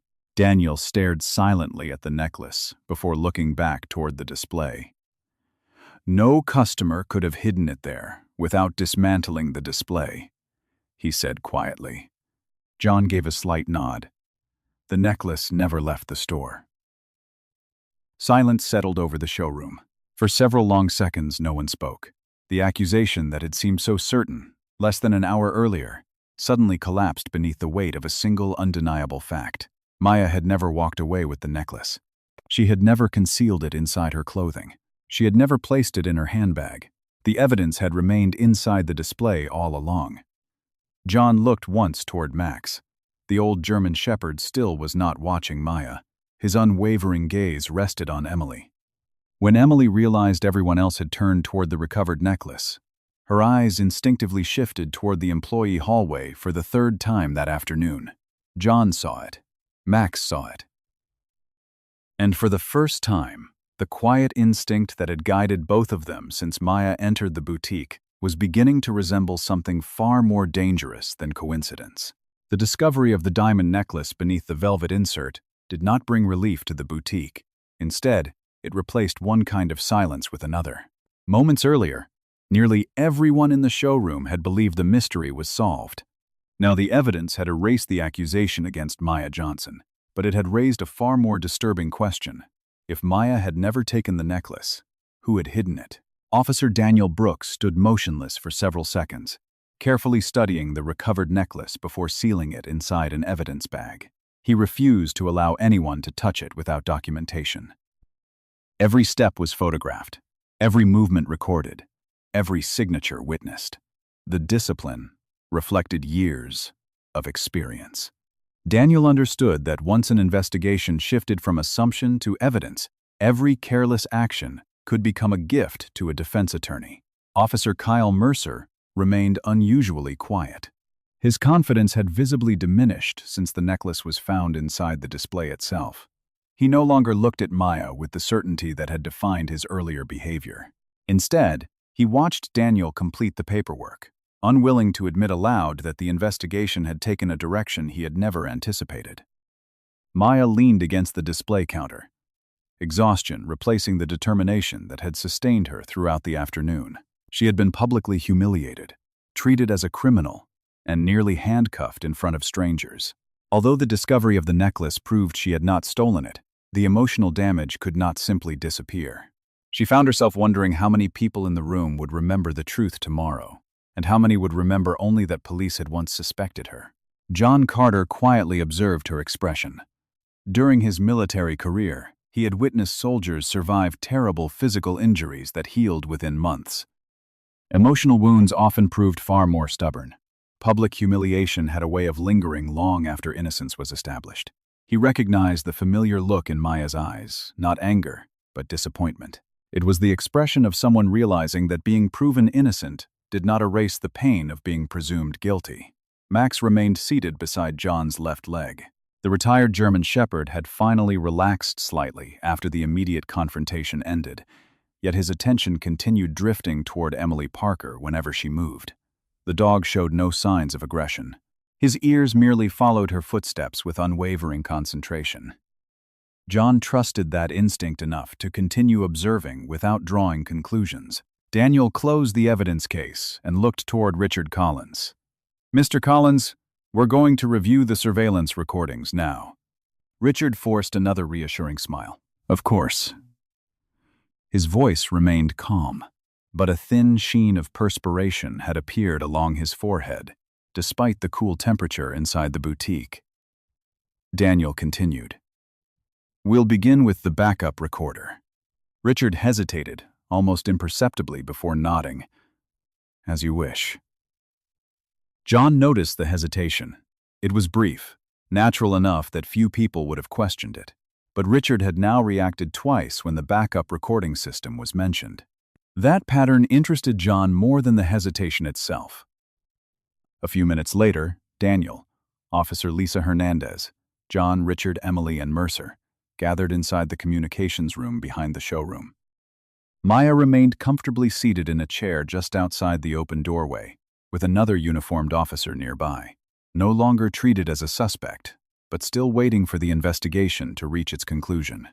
The communications room was small, windowless, and meticulously organized. Server racks lined one wall, their cooling fans producing a constant mechanical hum. Rows of blinking indicator lights reflected softly against polished steel cabinets. Multiple digital recording units continuously archived video from every camera positioned throughout the boutique. Daniel carefully verified the evidence seals before opening the backup storage case.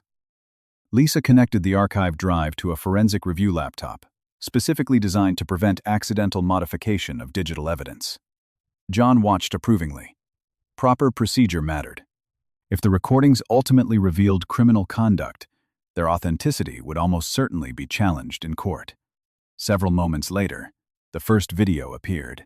The recording displayed the showroom nearly 40 minutes before Maya entered the store. Employees prepared display cases. Customers browsed casually. Nothing unusual. Daniel increased the playback speed while periodically returning to normal speed whenever employees handled jewelry. John remained silent. He was not looking for dramatic moments. He was looking for routine. People attempting deception usually hid themselves inside routine behavior. The recording advanced. Emily unlocked the premium necklace display shortly before noon to assist another customer. After returning the jewelry, she appeared to count several pieces before closing the case. Everything looked normal.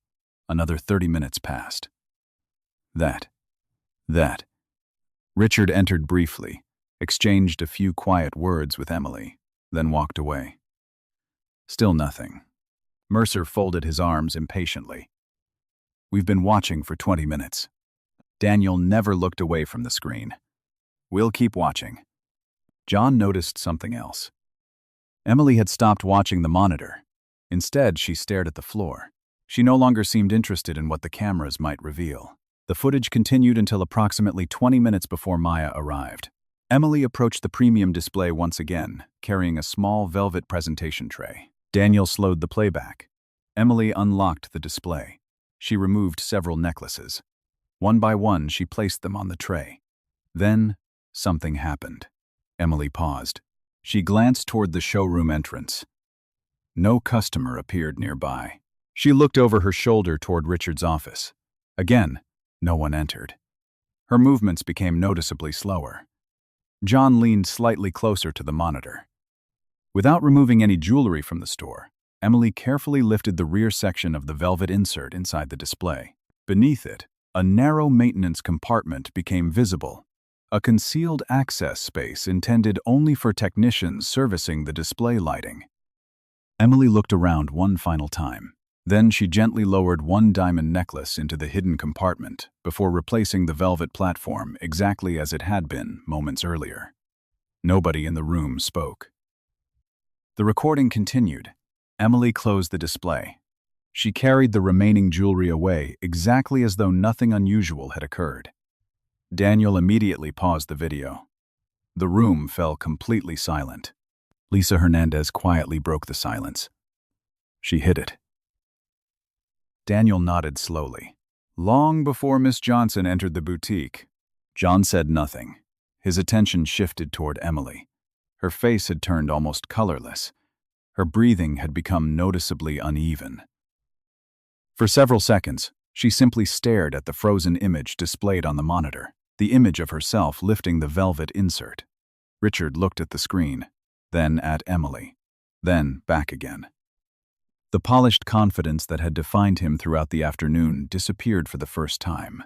"No," he whispered. Emily closed her eyes. It isn't what it looks like." Daniel looked at her steadily. "Then help me understand what we're looking at." Emily's hands began trembling. Tears formed in her eyes. But she did not answer immediately. John studied both Emily and Richard. One appeared frightened. The other appeared calculating. He had seen that difference many times before. Fear often belonged to someone trapped inside a bad decision. Calculation belonged to someone trying to survive, after the decision had already failed. For the first time since entering the boutique, John became convinced that the missing necklace had never been the real story. It had only been the opening move. Chapter 5. A Conspiracy, Built on Prejudice. No one in the communications room spoke after the recording stopped. The frozen image of Emily lifting the velvet insert remained on the monitor, illuminated by the cold glow of the forensic laptop. It was no longer a matter of speculation or instinct. The recording had established one undeniable fact. The diamond necklace had been hidden before Maya Johnson ever entered the boutique. Every accusation made against her during the past hour had collapsed beneath the weight of a few seconds of carefully preserved video. Emily's shoulders began to tremble. She pressed both hands against the edge of the table, as though trying to steady herself, but the effort only made the shaking more obvious. Tears gathered in her eyes, though John Carter noticed they were not the tears of someone overwhelmed by guilt alone. They were the tears of someone who had reached the end of a carefully maintained lie. Officer Daniel Brooks closed the laptop for a moment before speaking. "Emily, I want you to understand something. Right now, honesty matters more than excuses." She stared at the floor. "I never wanted anyone to get hurt." Daniel remained calm. "Then tell us why you hid the necklace." Emily swallowed hard. "I can't. You can." "I really can't." John quietly observed the exchange. During his years leading special operations teams, he had interviewed frightened civilians, captured insurgents, and frightened young soldiers who believed one mistake had ruined their lives. Fear often sounded the same regardless of the person speaking. What interested him was not Emily's refusal. It was the reason behind it. She did not sound like someone protecting herself. She sounded like someone protecting someone else. Daniel noticed it too. "Are you afraid of Mr. Collins?" Emily immediately looked up. No. The answer came too quickly. Daniel changed the question. "Are you afraid of losing your job?" Emily remained silent. John spoke for the first time since the video ended. Fear has a way of making people protect the wrong person. Emily slowly closed her eyes. "You don't understand." "Then help us understand." A long silence followed. Finally, Emily lowered herself into a chair. The perfectly composed sales associate who had greeted customers with effortless confidence earlier that afternoon now looked years older. Her carefully arranged hair had begun to loosen around her face, and her voice had become almost fragile. "It wasn't supposed to become this." Daniel pulled another chair closer, deliberately reducing the distance between investigator and witness. "What was it supposed to become?" "DSL." Emily wiped away a tear. "Just another report." Daniel frowned. "What report?" Emily hesitated once more before answering. "A theft report." Those two words changed everything. Daniel looked toward John. John met his eyes without speaking. The direction of the investigation had shifted. Daniel returned his attention to Emily. "Explain." She nodded weakly. "The necklace was never supposed to leave the store. I was told to hide it until the police finished investigating.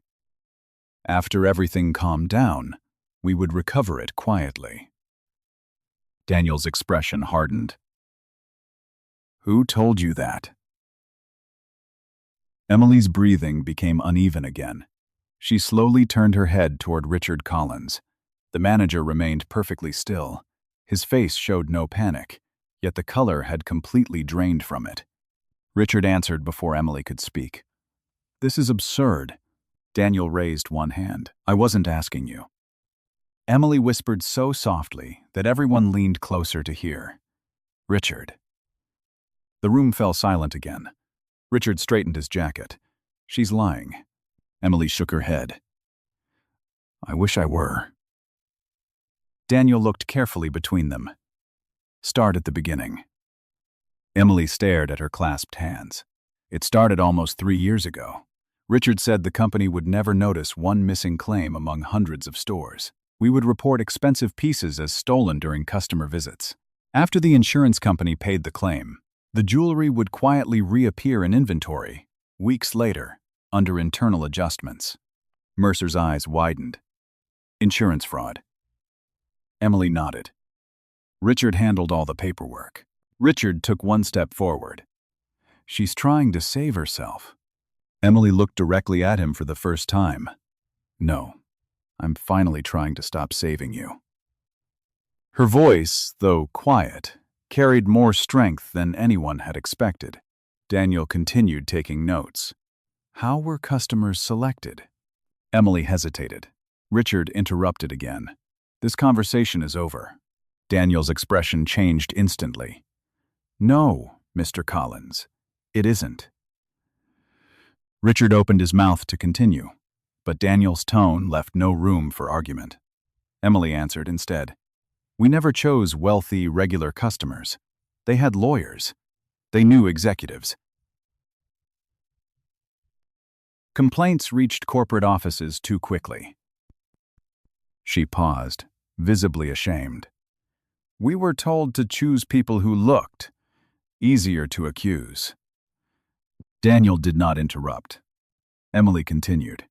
"People shopping alone. Visitors dressed casually. Older immigrants. Black customers. Hispanic customers. Anyone Richard believed the public would suspect before questioning the store." The words struck Maya harder than every accusation earlier that afternoon. Standing quietly in the doorway, she felt the truth settle over her with devastating clarity. She had not been chosen because of anything she had done. She had been chosen before she ever touched a display case. John watched her expression. He knew there was no comfort he could offer in that moment. Some truths healed only after they first wounded. Daniel slowly closed his notebook. How many times? Emily looked down. I don't know exactly. Give me your best estimate. Maybe 20. Richard laughed bitterly. She's inventing numbers. Emily ignored him. Maybe more. Daniel's voice became quieter. Were all of those people arrested? Emily shook her head. Not all. But many were. She nodded. Some agreed to leave quietly after being threatened. Others signed statements, just to make everything end. John felt a familiar heaviness settle inside him.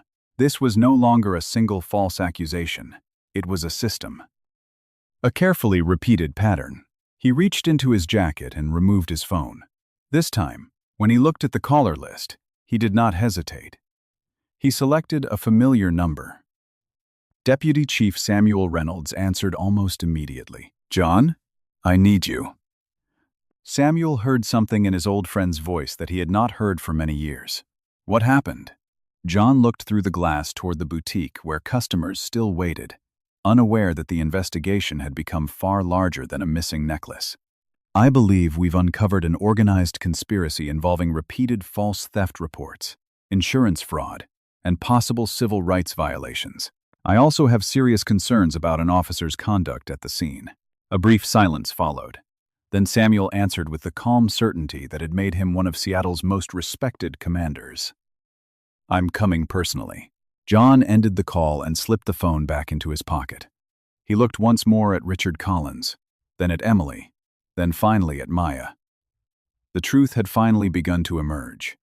But if Emily's estimate was even close to accurate, Maya Johnson had never been the first victim.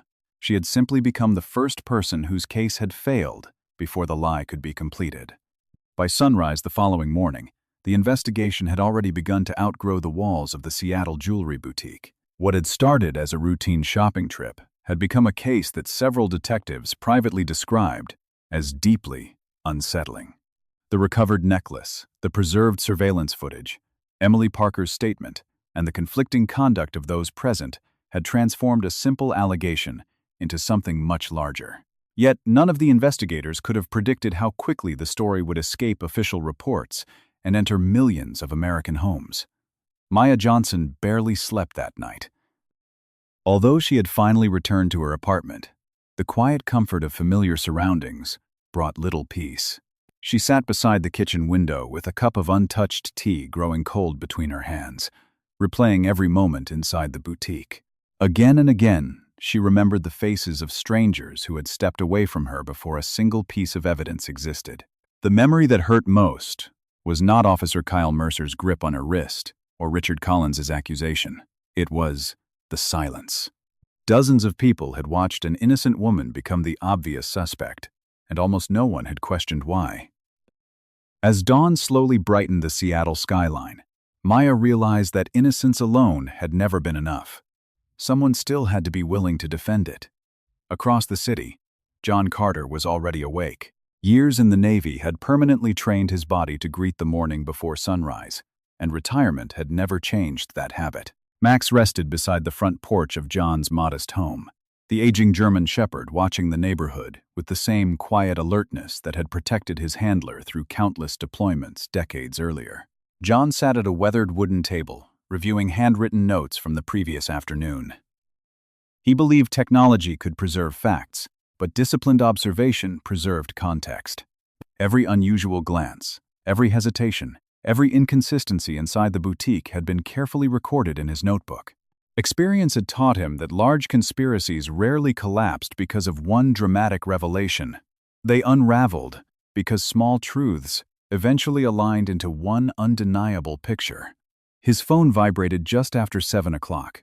The call came from Deputy Chief Samuel Reynolds. Although Samuel had spent more than 3 decades in law enforcement, his calm voice carried an urgency John recognized immediately.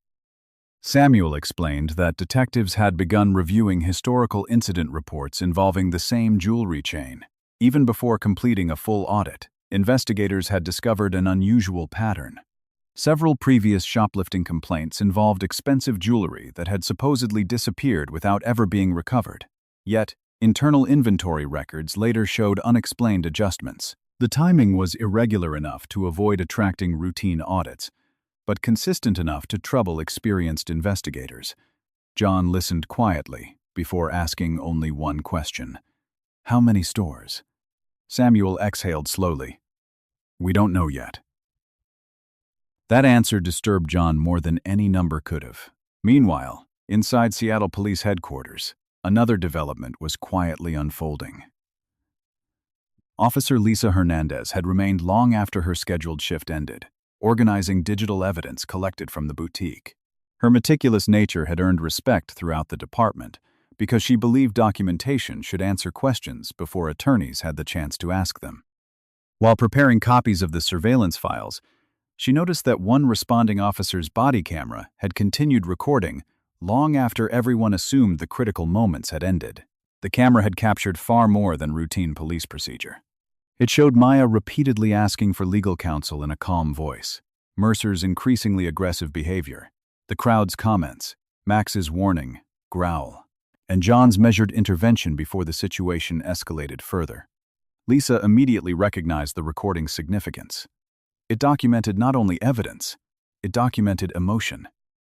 Later that afternoon, while evidence was being transferred between investigative units, a short excerpt from that body camera recording was improperly shared with someone outside the department. No one yet knew who had copied the file or whether the leak had been intentional or careless. Investigators would spend weeks trying to answer that question. What mattered in that moment was that a 2-minute video left official custody and reached a local investigative journalist.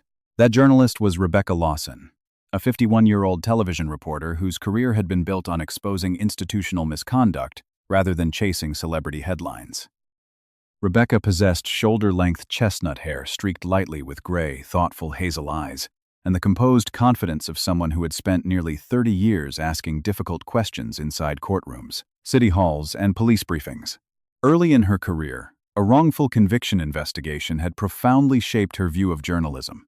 Since then, she had refused to publish sensational accusations without evidence, believing that public trust depended upon restraint as much as revelation.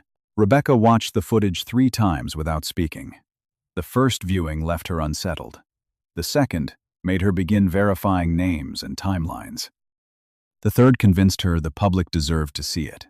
Her newsroom spent hours authenticating the recording before broadcasting a carefully edited report that avoided speculation while preserving every crucial moment. Viewers watched Maya calmly insist upon her innocence. They saw Officer Mercer repeatedly pressure her into confessing despite the absence of evidence. They heard customers making quiet assumptions about her character. Finally, they watched John Carter step calmly between Maya and Mercer, while Max issued a disciplined warning that stopped the confrontation from becoming physical. The report aired during the evening news. Within an hour, clips flooded social media platforms. Within 3 hours, millions of people had viewed them. The public reaction divided almost immediately. Some viewers focused on Maya's extraordinary composure under unbearable pressure. Others praised John Carter for preventing a potentially tragic arrest through nothing more than experience, discipline, and moral courage. Thousands of retired military veterans publicly expressed admiration for the elderly former Navy SEAL who had refused to remain silent when every social incentive encouraged him to do exactly that. Far more troubling were the conversations surrounding Maya herself.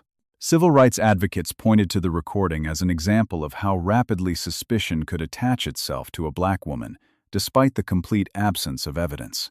Former prosecutors, defense attorneys, and retired judges appeared on television, discussing due process, unconscious bias, and the responsibility of law enforcement to investigate facts before drawing conclusions. The conversation had already expanded beyond one boutique in Seattle. It was becoming a national debate about trust, authority, and the price innocent people sometimes paid when assumptions replaced evidence. Late that evening, leaders from several prominent civil rights organizations issued coordinated public statements calling for an independent review of the incident.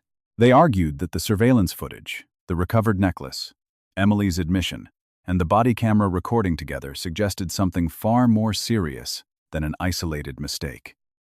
If the allegations of repeated targeting proved true, they insisted, Federal investigators should examine whether civil rights violations had occurred across multiple incidents, rather than treating Maya's experience as a single, unfortunate event.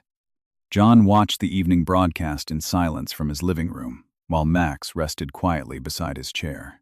The retired soldier felt no satisfaction, as reporters praised his actions. His attention remained fixed on Maya's face, appearing across television screens throughout the country. Millions of strangers now knew her name, yet he suspected none of them truly understood the emotional cost hidden behind those few minutes of video. As the broadcast ended, another news anchor announced that officials from the United States Department of Justice had acknowledged the growing public concern and were monitoring developments closely while awaiting additional information from Seattle. Investigators. John quietly switched off the television. He had the unmistakable feeling that the case was no longer growing because of public outrage alone. It was growing because somewhere, beyond the walls of one luxury jewelry store, people who had believed their secrets would remain buried were beginning to realize the entire nation was now watching. By the second morning after the incident, the story had become impossible to contain. Television networks that normally competed for ratings were now broadcasting nearly identical images. Maya Johnson standing quietly inside the boutique, Officer Kyle Mercer insisting she confess, John Carter stepping calmly into the growing confrontation, and Max positioning himself between violence and an innocent woman without a single unnecessary movement. Each outlet approached the story from a different perspective, yet they all arrived at the same uncomfortable conclusion. What Americans had witnessed was not merely an argument inside a jewelry store. It was a moment in which assumptions had nearly replaced justice. Rebecca Lawson's original investigative report quickly expanded into a full-length special. Rather than relying on emotional commentary, she invited retired judges, former federal prosecutors, constitutional scholars, and experienced police trainers to review the body camera footage, frame by frame. One expert pointed out how quickly Mercer abandoned neutral questioning. Another explained why requesting legal counsel could never, by itself, be treated as evidence of guilt. A retired police academy instructor emphasized that the greatest danger facing investigators was often confirmation bias, the tendency to search only for evidence supporting an existing conclusion while ignoring everything else. Those discussions resonated with millions of viewers because they focused on principles instead of personalities. Across social media, however, the response became deeply personal. Thousands of Black Americans shared stories they had rarely spoken about publicly. Some described being followed through department stores, despite carrying shopping bags filled with purchases. Others remembered being stopped by security guards after paying for merchandise, or being questioned simply because they had entered expensive stores while dressed casually after work. Many admitted they had remained silent for years because they believed no one would listen. Maya spent much of that day avoiding the internet. Friends urged her to read the messages of encouragement arriving from every corner of the country, but she found herself unable to do so. The support was genuine, yet each kind message reminded her why people were writing in the first place. She had become known not because of a remarkable achievement, but because millions had watched her dignity placed on trial before the truth had a chance to speak. She finally answered a video call from her mother. Angela Johnson appeared on the screen wearing the same warm smile Maya had known since childhood, though concern rested plainly in her gentle brown eyes. Her silver-streaked hair was gathered neatly behind her head, and she still wore the simple blue cardigan she seemed to own in every season of the year. Decades of teaching elementary school children had given Angela an extraordinary gift for recognizing pain hidden beneath polite words. For several seconds, neither woman spoke. Then Angela smiled softly. "I don't want to know what the news says," she whispered. "I want to know how my daughter is doing." That single question finally broke the emotional wall Maya had been holding together since the boutique. Tears filled her eyes. "I keep wondering if I'll ever walk into another store without remembering yesterday." Angela listened quietly before answering. "You will. Not because you'll forget what happened, but because one terrible day doesn't get to decide who you become." The conversation lasted only 15 minutes, yet when it ended, Maya felt stronger than she had since leaving the boutique. For the first time, she began to understand that surviving humiliation required more than proving innocence. It required refusing to let injustice rewrite her identity. Meanwhile, inside Seattle Police Headquarters, Deputy Chief Samuel Reynolds convened an emergency meeting with senior investigators, internal affairs supervisors, and representatives from the department's legal division. No reporters were allowed inside. No public statements were issued while the meeting remained underway. Samuel stood at the front of the conference room, studying photographs collected from the boutique investigation. Years of command experience had taught him to remain emotionally detached during difficult cases, but this investigation tested even his discipline. The body camera footage, Emily Parker's statement, the preserved surveillance recordings, and the recovered necklace painted a picture that extended far beyond one officer's conduct. "We're no longer investigating only a false theft report," Samuel said quietly. "We're examining whether a pattern exists." No one around the table disagreed. One internal affairs supervisor pointed toward a growing stack of historical incident files. "We've already identified multiple previous complaints involving the same retail chain," another investigator added. "Several cases ended without criminal convictions, but the suspects consistently described similar treatment." Samuel remained silent for several moments. "If those similarities continue," he finally said, "this becomes something much larger than a local investigation." By late afternoon, news of the expanding inquiry reached Washington, D.C. Although federal officials declined to discuss details publicly, a brief written statement confirmed that the United States Department of Justice had been informed of the allegations and was evaluating information received from Seattle authorities. Civil rights organizations immediately welcomed the announcement, arguing that public confidence depended upon an independent review rather than relying exclusively on local agencies connected to the original incident. Outside the Seattle Police Headquarters, reporters gathered in steadily increasing numbers. Satellite news trucks lined nearby streets, while camera crews prepared for live broadcasts throughout the evening. Questions came faster than officials could answer. Will Officer Mercer remain on duty? How many previous victims have investigators identified? Is this being investigated as organized insurance fraud? Will federal authorities intervene? Most questions received the same reply. The investigation remains active. John Carter avoided every camera. Journalists attempted repeatedly to arrange interviews after learning that he had served as both the independent security consultant and the man who prevented Maya's arrest. Each request received the same courteous refusal. John believed the public should focus on evidence rather than personalities. Heroes made compelling headlines, but they often distracted attention from the people who truly needed justice. That evening, he walked quietly through a nearby park with Max at his side. Children laughed in the distance. Families gathered beneath tall maple trees. Life continued as though nothing extraordinary had happened. John appreciated that ordinary peace more than ever.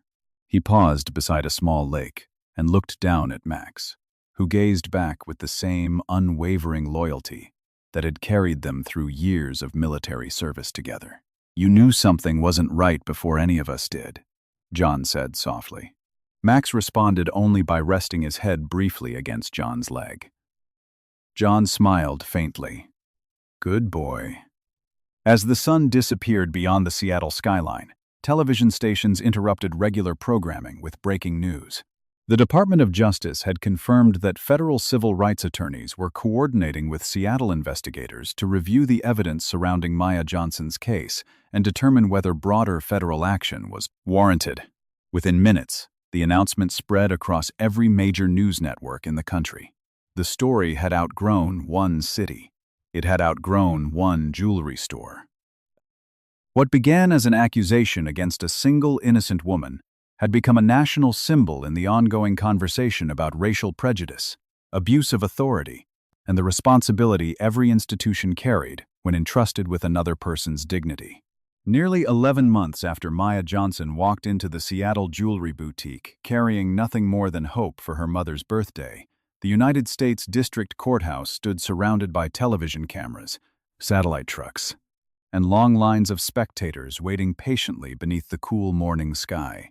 What had once appeared to be an ordinary retail dispute had evolved into one of the most closely watched civil rights and fraud prosecutions in recent years. By the time opening statements were scheduled to begin, the courtroom gallery had filled with journalists, legal scholars, retired law enforcement officers, community leaders, and ordinary citizens who believed they were about to witness something larger than a criminal trial. Maya paused outside the courthouse entrance for a brief moment before taking a slow breath. She wore a simple navy business suit that reflected neither wealth nor ambition, only quiet dignity. Her hair was gathered neatly into the same understated style she preferred at work, and the confidence gradually returning to her expression had been earned through months of difficult healing rather than public attention. Although countless interviews had been requested, she had accepted almost none of them. She wanted people to remember the evidence, not her pain.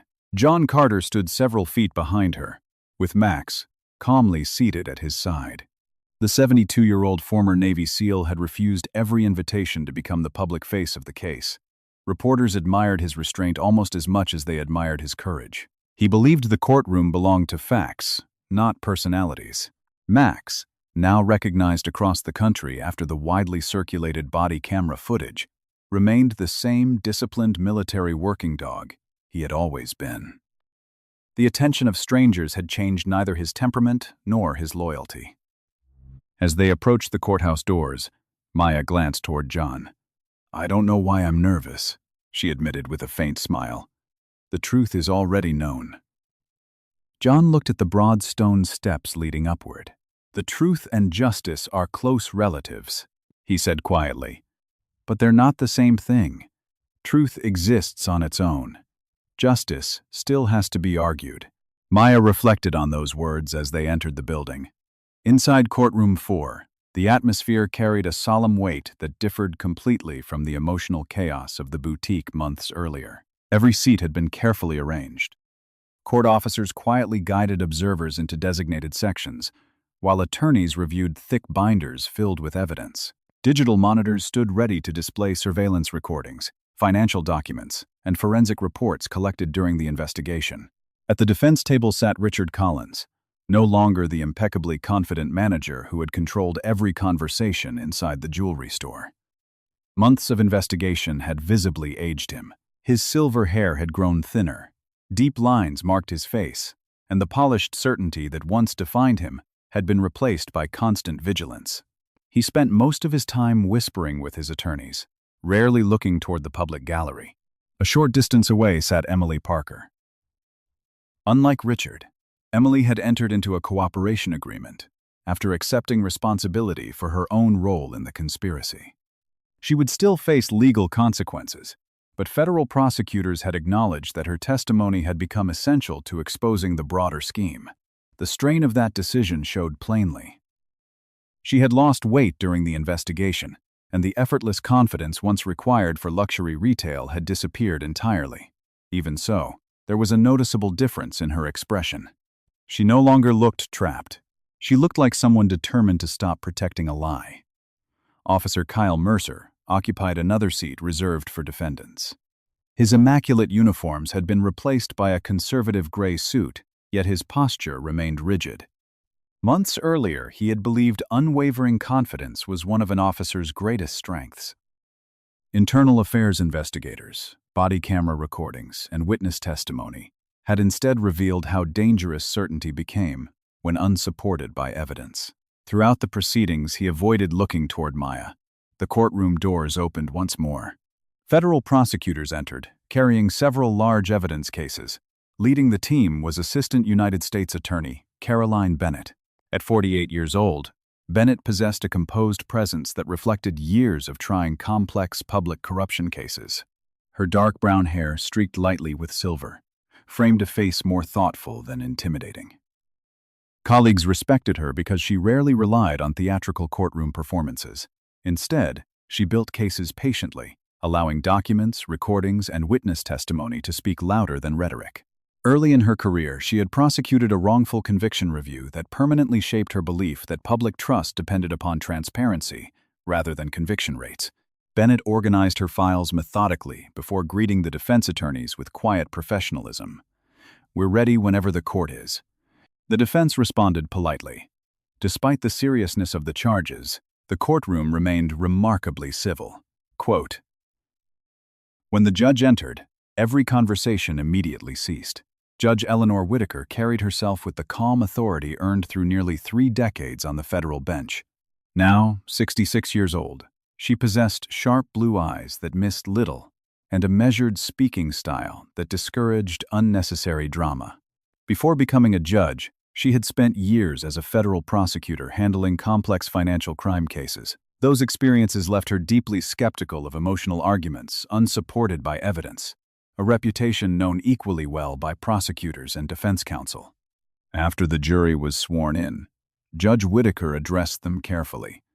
"You are not here to decide whether this case has received public attention," she said. "You are here to determine whether the evidence presented in this courtroom proves the charges beyond the standards required by law. Public opinion, sympathy, anger, or media coverage must play no role in your deliberations." Every juror listened attentively. John quietly appreciated the reminder. Justice demanded discipline from everyone involved. Assistant U.S. Attorney Bennett rose first to deliver the government's opening statement. She did not begin with Maya. She did not begin with race. She did not even begin with the missing necklace. Instead, she began with trust. "Ladies and gentlemen," she said calmly, "every functioning society depends upon trust.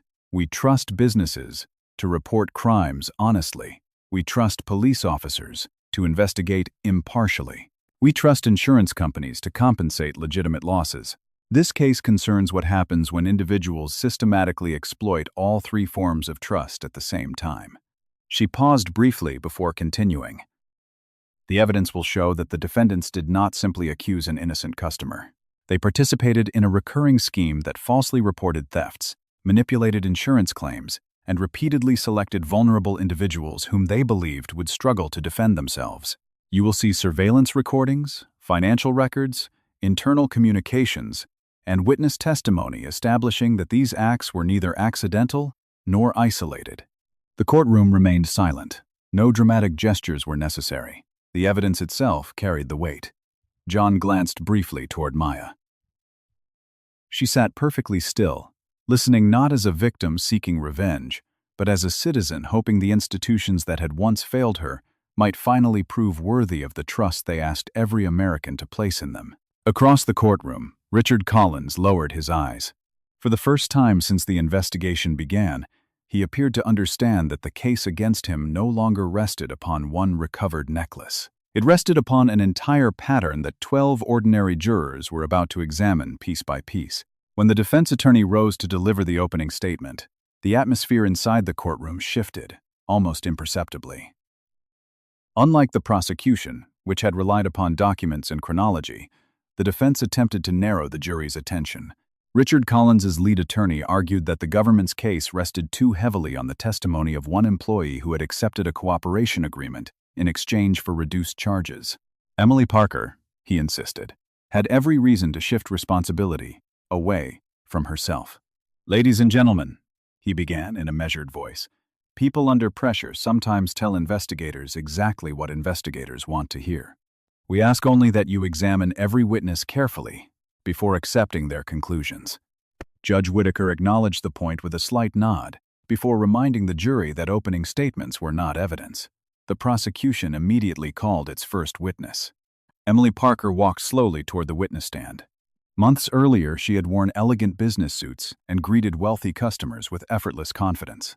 Today, she appeared noticeably different. Her blonde hair was shorter than before, her makeup almost non-existent, and her posture reflected neither pride nor self-pity. She looked like someone who had spent many sleepless nights confronting the consequences of decisions she wished she could undo. After taking the oath, Emily answered the prosecutor's earliest questions, quietly but clearly. She described her employment history, her responsibilities inside the boutique, and the gradual changes that had occurred after Richard Collins became store manager. At first, she explained, everything had appeared ordinary. Sales targets increased. Inventory reviews became stricter. Employees were encouraged to identify high-risk shoppers. What did that phrase mean? Assistant U.S. Attorney Caroline Bennett asked.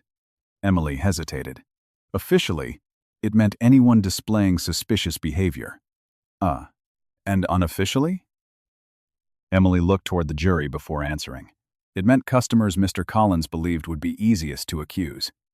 The courtroom remained completely silent. Bennett continued gently. Can you explain what you mean by easiest? Emily lowered her eyes. People shopping alone. Customers who looked nervous because they weren't used to luxury stores. Black customers. Hispanic customers. Sometimes elderly immigrants. Mr. Collins believed they were less likely to challenge the accusations or hire expensive attorneys. Maya felt her hands tighten beneath the counsel table. Although she already knew the answer, hearing those words spoken publicly carried a different weight. The humiliation she had experienced was no longer an isolated memory. It had become evidence. Emily continued describing how the scheme evolved over several years. Employees would temporarily hide selected jewelry inside. Concealed maintenance compartments built beneath display inserts. After a carefully chosen customer handled nearby merchandise, the store would report an apparent theft. Police would be called immediately, creating pressure before facts could be verified. If the accusation succeeded, insurance paperwork followed. If suspicion faded, the jewelry quietly returned to inventory through internal adjustments. Caroline Bennett displayed financial records on the courtroom monitors. Bank statements, insurance reimbursement summaries, inventory adjustment reports, corporate audit logs. One document alone proved little. Together they revealed a pattern stretching across multiple years. The prosecutor walked slowly toward the jury. Did Mr. Collins ever explain why certain customers were selected? Emily nodded. He said, "Respectable people believe appearances before evidence." No one spoke after that answer. Even several jurors instinctively glanced toward Maya before looking back at the witness stand. During cross-examination, the defense attempted to undermine Emily's credibility. You accepted a cooperation agreement, correct? Yes. So you expect reduced punishment. I expect to accept responsibility for what I did. You also expect the government to recommend leniency. Emily answered honestly. Yes. The attorney paused. So your future depends upon satisfying federal prosecutors. Emily remained calm. My future depends on telling the truth. The defense shifted tactics. Weren't you the person who physically hid the necklace? I was. So you committed the act yourself. I committed it because I followed illegal instructions. You could have refused. Emily's voice grew quieter. I could have. She paused briefly before continuing. I think about that every day. The honesty of her answer carried more force than any carefully prepared argument. The prosecution's next witness was Officer Daniel Brooks. Still wearing his Seattle police dress uniform, Daniel testified with the same restraint that had characterized his conduct inside the boutique. He described the original dispatch call, the conflicting behavior of those present, and his decision to preserve evidence before allowing anyone access to the surveillance system. Assistant U.S. Attorney Bennett displayed excerpts from Daniel's body camera recording. The jury watched Mercer repeatedly pressure Maya, despite the absence of verified evidence. They watched Maya calmly request legal counsel. They watched John Carter intervene only after Mercer attempted to escalate the confrontation. Finally, they watched Daniel himself order that the surveillance system remain untouched until proper evidence procedures could be followed. When the recording ended, the courtroom remained unusually still. The defense questioned Daniel next. Officer Brooks, at the time you arrived, did you personally know Miss Johnson was innocent? No. So you investigated? Yes. Isn't that exactly what police officers are supposed to do? Daniel answered without hesitation. They are supposed to investigate evidence. And you did. I did. Then why criticize Officer Mercer? Daniel looked briefly toward the jury. Because investigating and deciding are not the same thing. The distinction lingered inside the courtroom. No further explanation seemed necessary. The prosecution called one final witness before recess. John Carter walked toward the witness stand with the steady, deliberate stride that had defined him throughout the trial. Even at 72, his posture reflected decades of military discipline. He took the oath without ceremony and settled comfortably into the witness chair. Assistant, U.S. Attorney Bennett smiled politely. Mr. Carter, would you please tell the jury your profession? I conduct independent security assessments for major corporations. Were you conducting such an assessment on the day Maya Johnson entered the boutique? I was. What first attracted your attention? John looked toward the jurors. Not the accusation. He paused briefly. The preparation before the accusation. Every juror leaned forward almost imperceptibly. John continued. I spent decades commanding Navy SEAL teams. My work required distinguishing between events that happened naturally and events that appeared carefully staged. Inside that boutique, employees began silently coordinating their attention toward one customer, long before anyone reported missing property. By the time the accusation occurred, I believed I was watching a process rather than a surprise. Assistant U.S. Attorney Bennett allowed several seconds of silence before asking her final question. What did you do next? John answered simply, I protected the evidence. The courtroom remained silent as Bennett returned to the prosecution table. Outside the courthouse, hundreds of journalists waited for updates, but inside the courtroom, 12 jurors now possessed something far more important than headlines. They possessed testimony that connected every major piece of evidence into one coherent story. As Judge Whitaker announced a brief recess before the afternoon session, she looked across the courtroom and spoke in her calm, deliberate voice. When court resumes, the government will present the remaining documentary evidence before this matter is submitted for your consideration. The most consequential phase of the trial had only just begun. The courtroom remained silent as Judge Eleanor Whitaker returned with the jury. Nearly 3 weeks had passed since opening statements, and every piece of evidence had been examined with painstaking care. Surveillance recordings, financial records, insurance documents, body camera footage, corporate emails, and witness testimony had all converged into a single, undeniable narrative. What began as the accusation of one innocent customer had become proof of a calculated conspiracy built upon prejudice, deception, and abuse of authority. Richard Collins sat motionless at the defense table. During the first days of trial, he had maintained the polished composure that once made him appear untouchable. Now, that confidence had disappeared entirely. His shoulders slumped beneath his dark suit, and the carefully rehearsed expressions that had once reassured customers no longer served any purpose. He listened without looking toward the jury, as though avoiding their eyes might somehow soften the weight of their decision. Officer Kyle Mercer appeared equally transformed. The certainty that had once defined every word he spoke had dissolved over months of testimony. Listening to legal experts explain constitutional protections, hearing Daniel Brooks describe proper investigative procedure, and watching the jury repeatedly examine his own body camera footage had forced him to confront something he had spent years refusing to acknowledge. His greatest mistake had not been acting too slowly. It had been deciding too quickly. Judge Whitaker unfolded the verdict form with calm precision. The jury has reached unanimous verdicts on all counts. Dad Black. Every person inside the courtroom became perfectly still. On the charges of conspiracy to commit insurance fraud, Richard Collins was found guilty. On the charges of organized insurance fraud, guilty. On the charges of filing false reports, guilty. On the charges relating to civil rights violations through participation in a coordinated discriminatory scheme, guilty. Each verdict was delivered in the same measured voice, yet every word carried the accumulated weight of months of investigation and years of hidden misconduct. Judge Whitaker then turned toward Officer Kyle Mercer. The jury found him guilty of violating constitutional protections through unlawful abuse of official authority.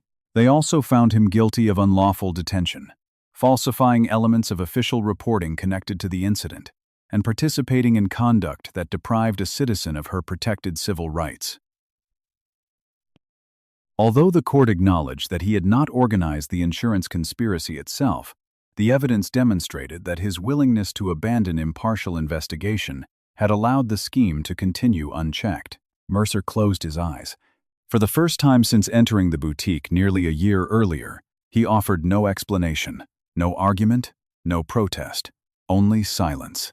Emily Parker remained, seated quietly, behind the prosecution table. Because of her early cooperation, truthful testimony, and assistance in exposing additional victims, the court accepted the government's recommendation for a substantially reduced sentence. Judge Whitaker made it clear, however, that cooperation did not erase responsibility. "You chose to participate," the judge said firmly. Later, honesty cannot erase earlier harm. It can only begin repairing it. Emily nodded through tears. "I understand, Your Honor." The courtroom slowly emptied after sentencing, but another proceeding remained. Several weeks later, the corporation that owned the luxury jewelry chain held a nationally televised press conference at its Seattle headquarters. The company had already terminated numerous managers, implemented independent oversight, and announced sweeping reforms throughout every location. Still, executives understood that policy changes alone could not restore public confidence. Standing behind a simple podium was the corporation's newly appointed chief executive officer, Margaret Ellis. Margaret was a 60-year-old executive with neatly cut silver hair, thoughtful gray eyes, and a reputation for rebuilding organizations damaged by ethical failures. Earlier in her career, she had inherited another corporation struggling after a financial misconduct scandal. Rather than protecting executives, she had cooperated fully with investigators, believing long-term trust required complete transparency. That philosophy had earned respect, even among critics. Looking directly into the cameras, Margaret spoke without prepared theatrics. "Today, I am not here to defend our company. I am here to acknowledge that we failed." The statement immediately quieted the room. She continued, "We failed to protect innocent customers. We failed to recognize patterns that should have been detected years earlier. Most importantly, we failed people who entered our stores expecting respect and instead experienced humiliation." Margaret then turned toward Maya, who had accepted the company's invitation to attend but had declined every request to stand beside executives for photographs. "Miss Johnson," Margaret said quietly, "on behalf of this company, I offer you our deepest and most sincere apology." The room waited. Camera shutters clicked softly.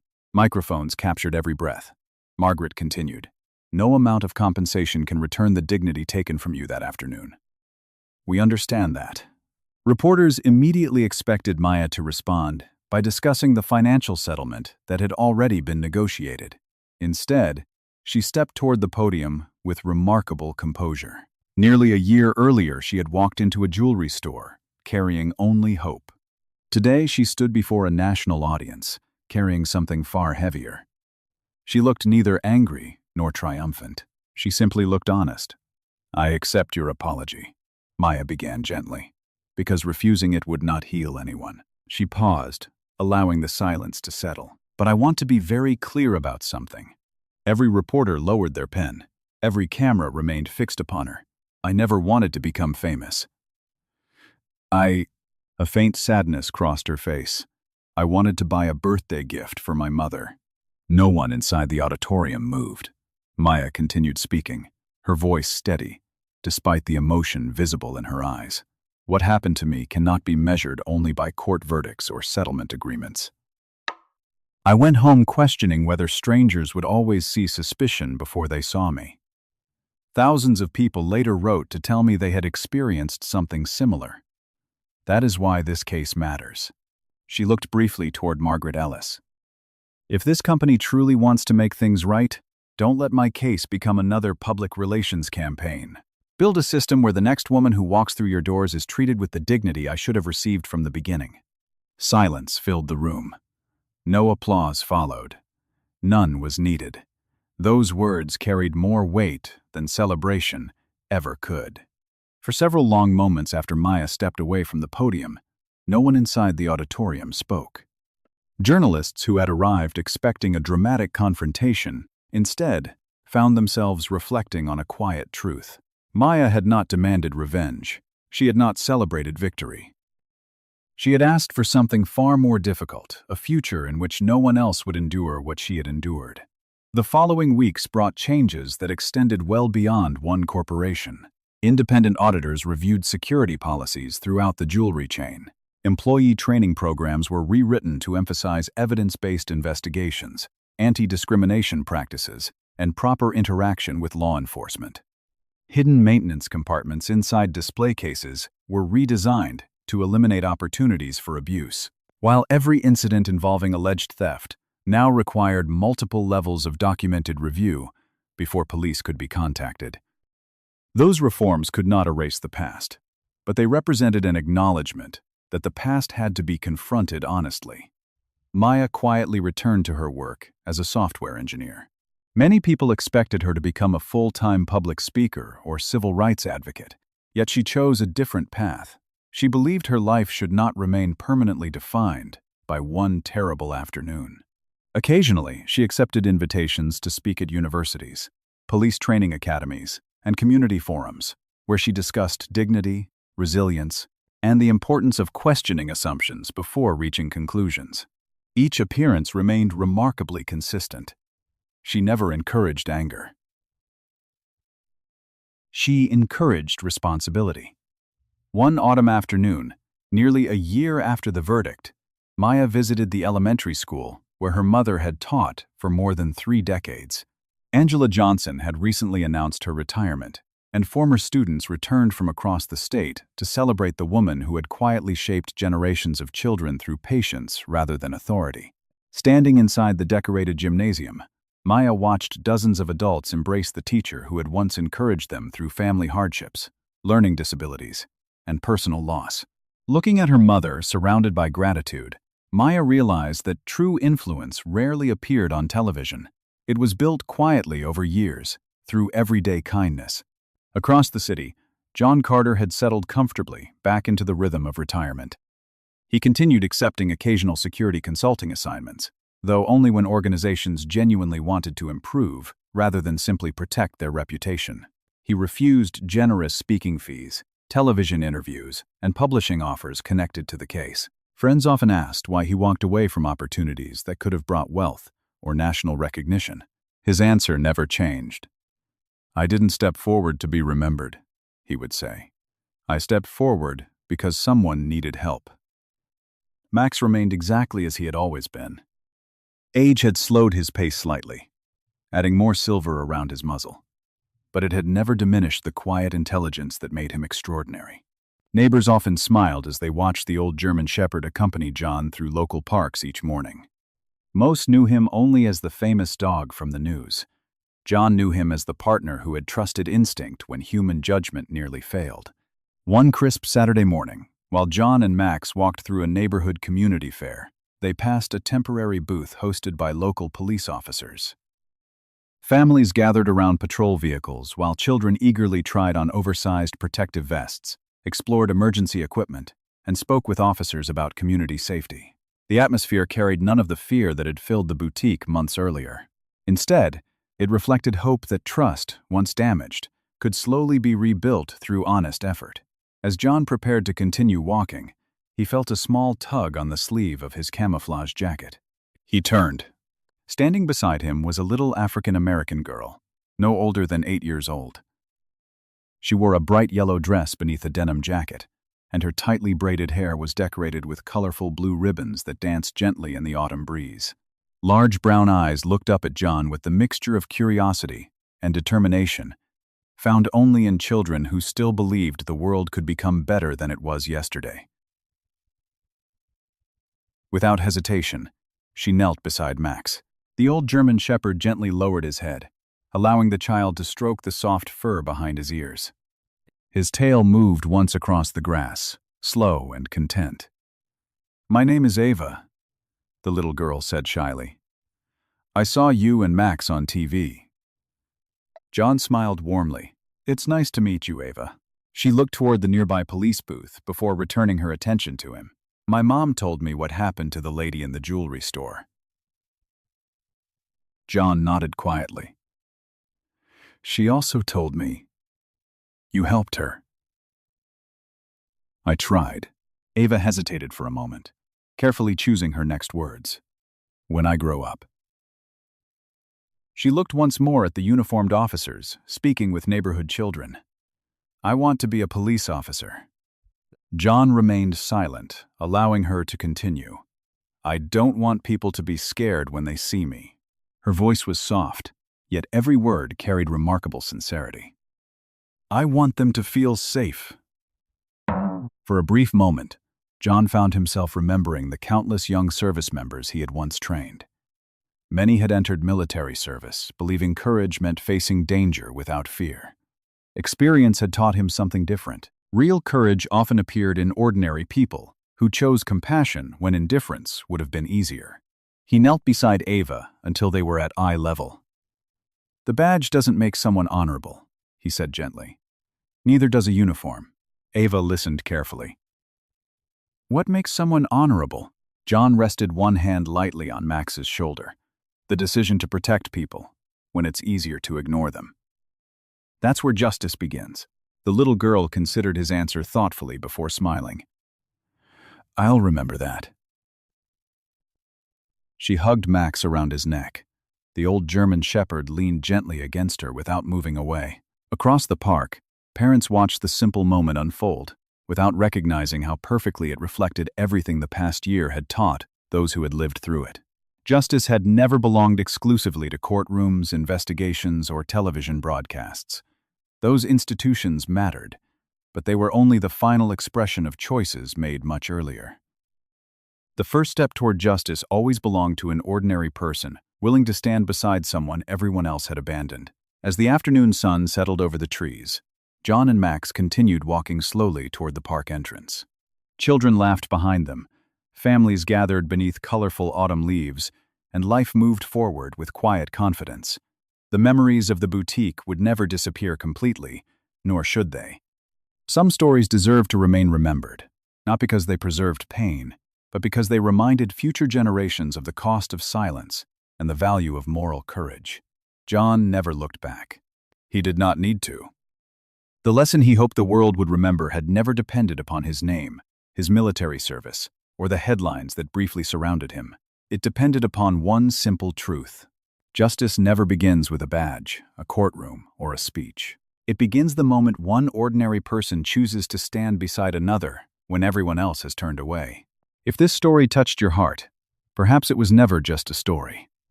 Sometimes, God doesn't perform miracles by changing the entire world in a single moment. Sometimes He places one courageous person in exactly the right place at exactly the right time. One voice that refuses to stay silent. One hand willing to reach out. One faithful heart that chooses truth over fear. John stood up when everyone else looked away. Maya refused to surrender her dignity when the world questioned her innocence. And Max reminded us that loyalty, courage, and compassion often speak louder than words. Perhaps the greatest miracle isn't that justice finally arrived. Perhaps the miracle is that God still places ordinary people among us who are willing to become His instruments of hope when darkness seems strongest. As you go through your own life, may you never be the person who joins the crowd in judging others. Instead, may you be the person who chooses kindness before assumptions, truth before rumors, and courage before comfort. If this story encouraged you, please share it with someone who needs hope today. Leave a comment below and tell us where you're watching from and what lesson touched your heart the most. Your words may inspire someone you will never meet. If you enjoy stories of courage, faith, justice, and extraordinary bonds between people and loyal dogs, don't forget to subscribe and turn on notifications so you won't miss our next story. May God bless you, protect your family, fill your home with peace, strengthen you in difficult times, and remind you every day that no act of kindness is ever too small in His eyes. Thank you for watching, and may God be with you always.